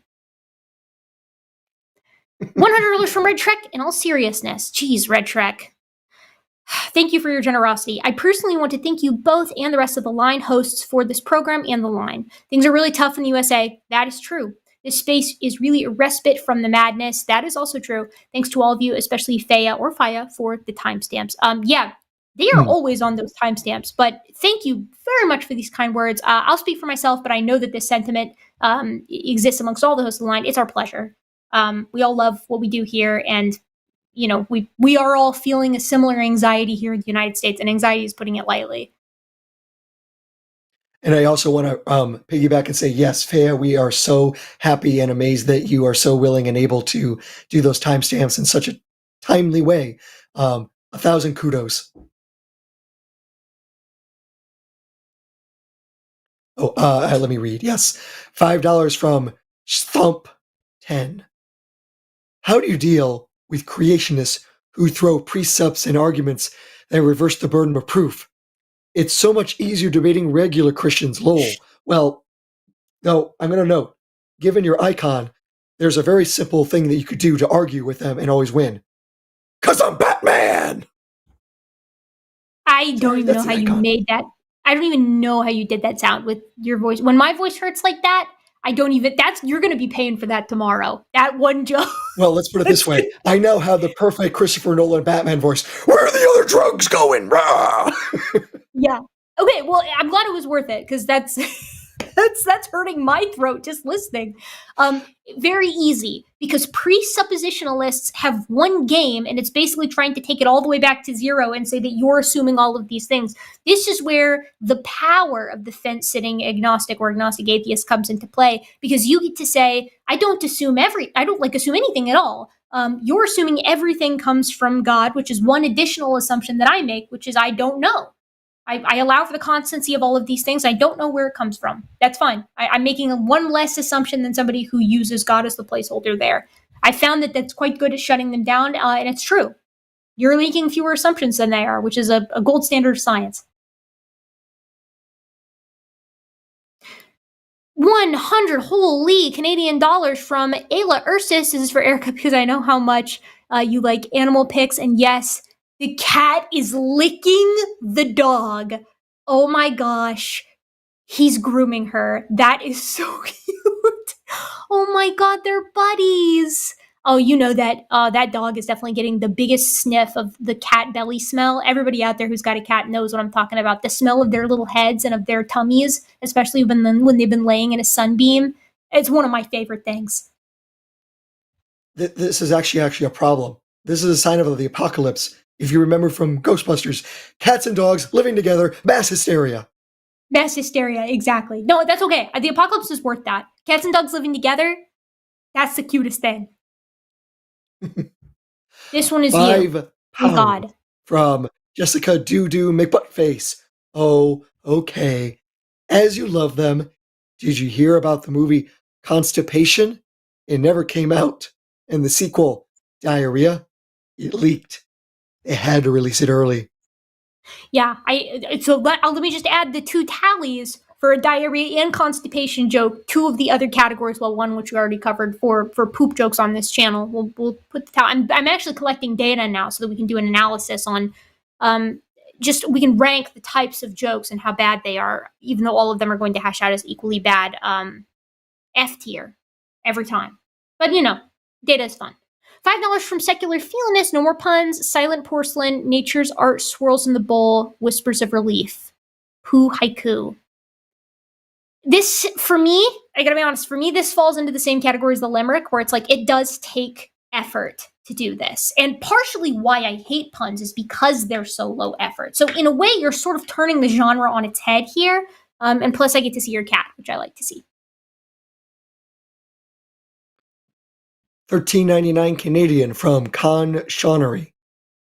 The only time it's good to have diarrhea is when you're playing Scrabble, because it's worth a shitload of points.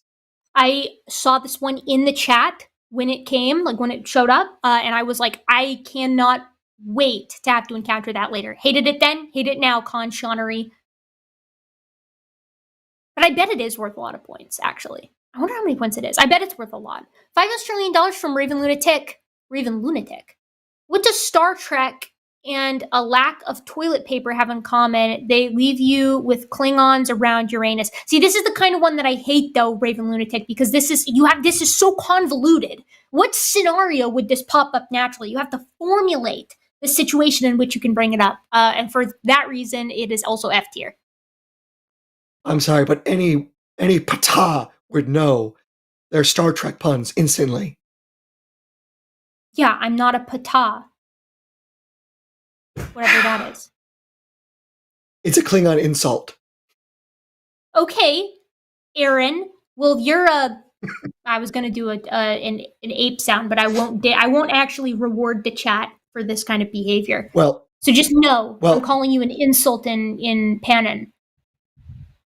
Well, just to keep things at a higher level, let me recite to you some well-known Klingon poetry. Hokba, Hokbe. To be or not to be. Shakespeare sounds better in the original Klingon.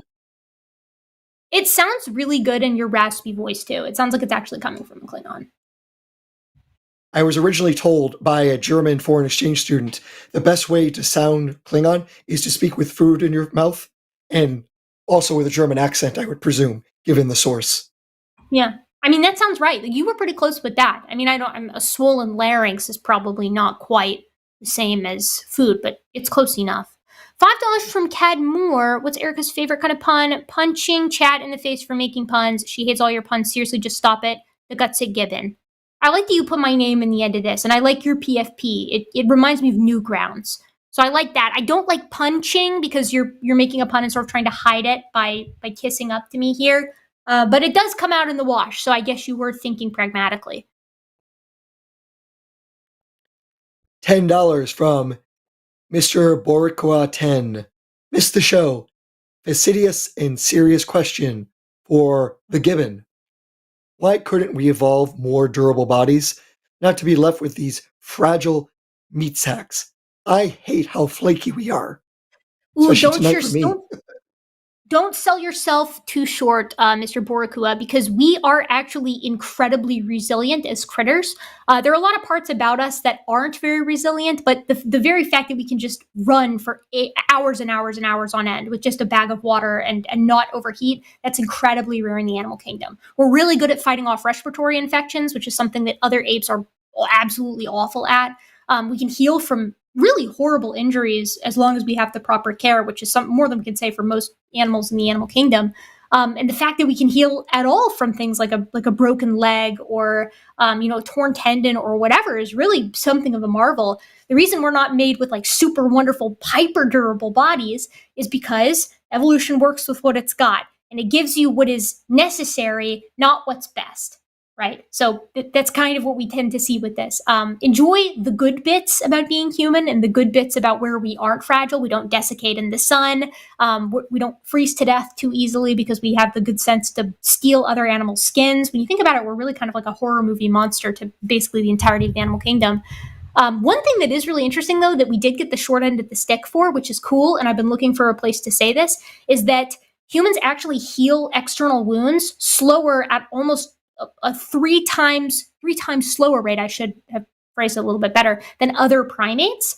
And for a long time, we weren't sure why. Like when a chimpanzee gets a scratch on their arm, they heal 3 times faster than a human with the same scratch on their arm. And it turns out that the reason is because our skin is loaded, every hair follicle really is loaded with 3 times the amount of sweat glands as other apes, as other animals are. So we traded off our ability to heal wounds quicker and gain the ability to sweat, which is what keeps us from overheating. So classically in evolution, it's a trade-off. This you. No, I read the last one, I thought. Oh, really? Okay, $50 from Godfrey N. Good. I usually push back against the word random. When theists say random, they mean without intent or agency. When something happens, there's a very specific set of conditions to cause a certain event. Nothing random about that. Am I right? I will say, at least in genetics, we prefer to use the term probabilistic for this exact reason. Now, this $5 from, yes, $5 from Zurith Moonpaw. What is the best fruit, and why is it Neil Patrick Harris and Ian McKellen? Boo! But the best fruit is a mango. $5 from Dank Memes. Not gonna lie, I haven't changed my profile picture since I was an edgy 18-year-old. Nothing wrong with that, my friend. I find myself looking at the edgy stuff that I enjoyed when I was 13 and then was ashamed of once I was 15 to like 25. And then I'm like, wait, that was actually pretty good. It was actually kind of cool. So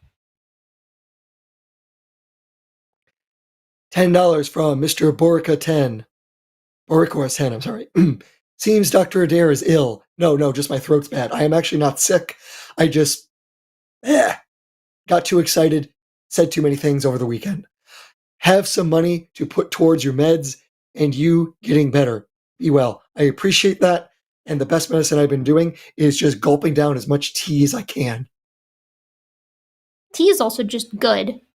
$5 from Regato. Aaron, if King Charles lets one rip, is it considered and then he screams it, noble gas?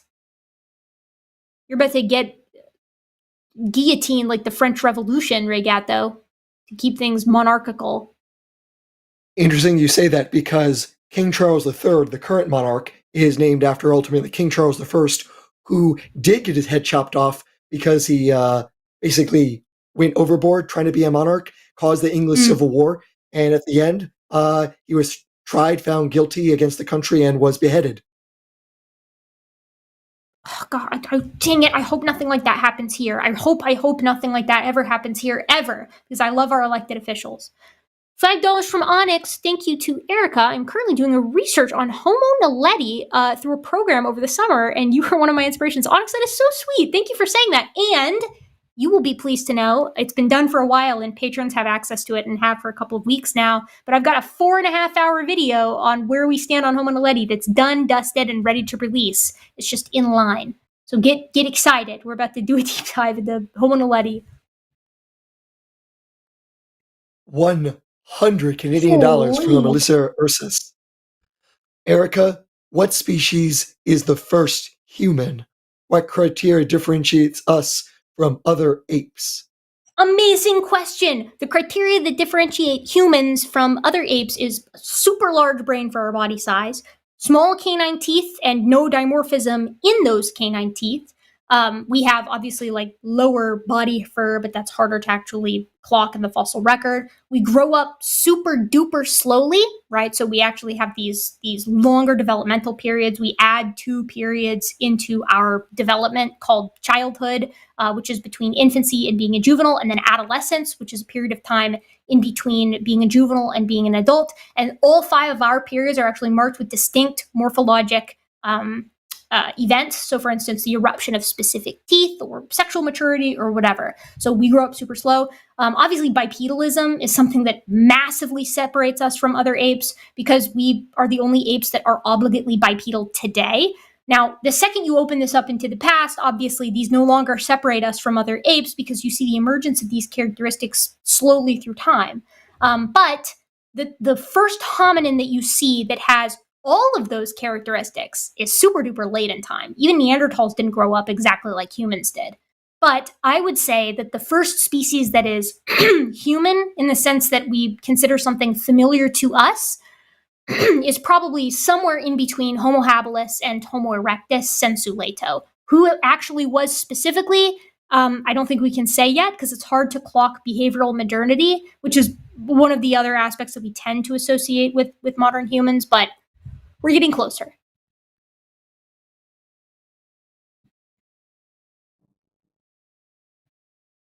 That's it. Is that it? Is that the last one? Nope. So we got more. So damn. We got $10 from Dave Thomas 94. Hoop jokes on here? I'd prefer to stay off the shit list. Thank you very much. Yeah, I bet you would. Yeah, I bet you would, David. That was actually Erika's to read. Oops, guess it wasn't a Margan. Guess you got pranked. $20 from El Jason. Aaron, an astronomer from University of Arizona, posited 3D time to explain high redshift galaxies, claiming redshift is quantized. He wrote a book, Quantum Temporal Cosmology. Have you heard of it, or Langmuir's Pathological Science? I feel like you already talked about this. So I talked about a different paper referring to 3D time. This is something else because that person talking about 3D time was up in Alaska, if I remember correctly. So this one talking about there being quantized redshift of galaxies. This sounds something vaguely familiar. I remember creationists talking about like 20 years ago that somehow that proved that the Earth was the center of the universe. But honestly, I don't know if that's what's being referenced here. So I'm just going to have to say no, I'm not really familiar with this. We got $5 from Nathan Biffy. Anyone else with their picks been around since they were young? Ooh, ooh, ah, ah. They're one kind. You made kind of monkey noise. Oh, I love you guys. Yeah, that's kind of a monkey noise. I don't know. You guys don't get the good ones. You need to understand that the good ones are really good. I don't think you don't study primates for as long as I have, which is not very long compared to a lot of other people, but still, and not get pretty good at doing some of these.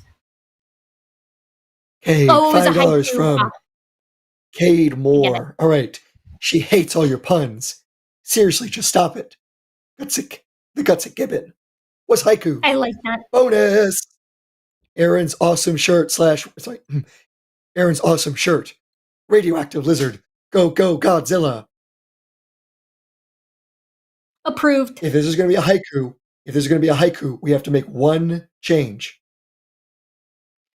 we're going to have to say Godzilla in the original Japanese, Gojira. Okay, all right. Fair enough. It matches the cultural context. $5 from Grip Also, Monger, it's on my Sapiens shirt Forever. down here. Here we go. Ooh. That's the katakana Badass. for Gojira. Yeah. There we go. Sapiens Forever, my profile pic is an old illustration of mine of a non-specific raptor clothed holding a scythe, not pictured. That's badass. That sounds pretty cool. That's it, folks. Thank you for being here with us today. Let me tell you what we got coming up, since I forgot to tell you earlier. I forgot to tell you what actually is coming up. So today is Monday, the 7th of July. Tomorrow we got Chewed Gum with Alyssa and Taylor with a Morgan producing. I'm sure he's much nicer to them than he is to me. Then we have the Hang Up on Wednesday with Matt Dillahunty and Brady Goodwin with Arden producing. We got the Transatlantic Collins show at 2 p.m. on Thursday with Arden and Luxander with Arden producing. Then on Sunday, the Sunday show, we got Matt Dillahunty and Eve Was Framed with Morgan producing, and the Sunday show After Dark, which is on the 13th, has Seth and Paulogia with Arden producing. If you guys like this kind of thing, if you guys like this kind of show, please consider supporting The Line in the Freeway, which is liking, commenting, and subscribing. I know people hate it when YouTubers say that, and I know that I hate identifying with the label YouTuber, but the fact of the matter is, it really does help the channel, and it helps suggest videos and streams to people who might be interested, and that includes people who might be interested in a bad way, and they might call in, and then we can fight with them in a civil and fun way here on the internet, which is fun for everybody. So, my gentle and, of course, very modern apes, don't forget to leave a like, comment, and subscribe on this video, and we will see you real soon next time. And then the dancing. We usually have to fade out when we do this. Dance even though your voice hurts. Do it anyways.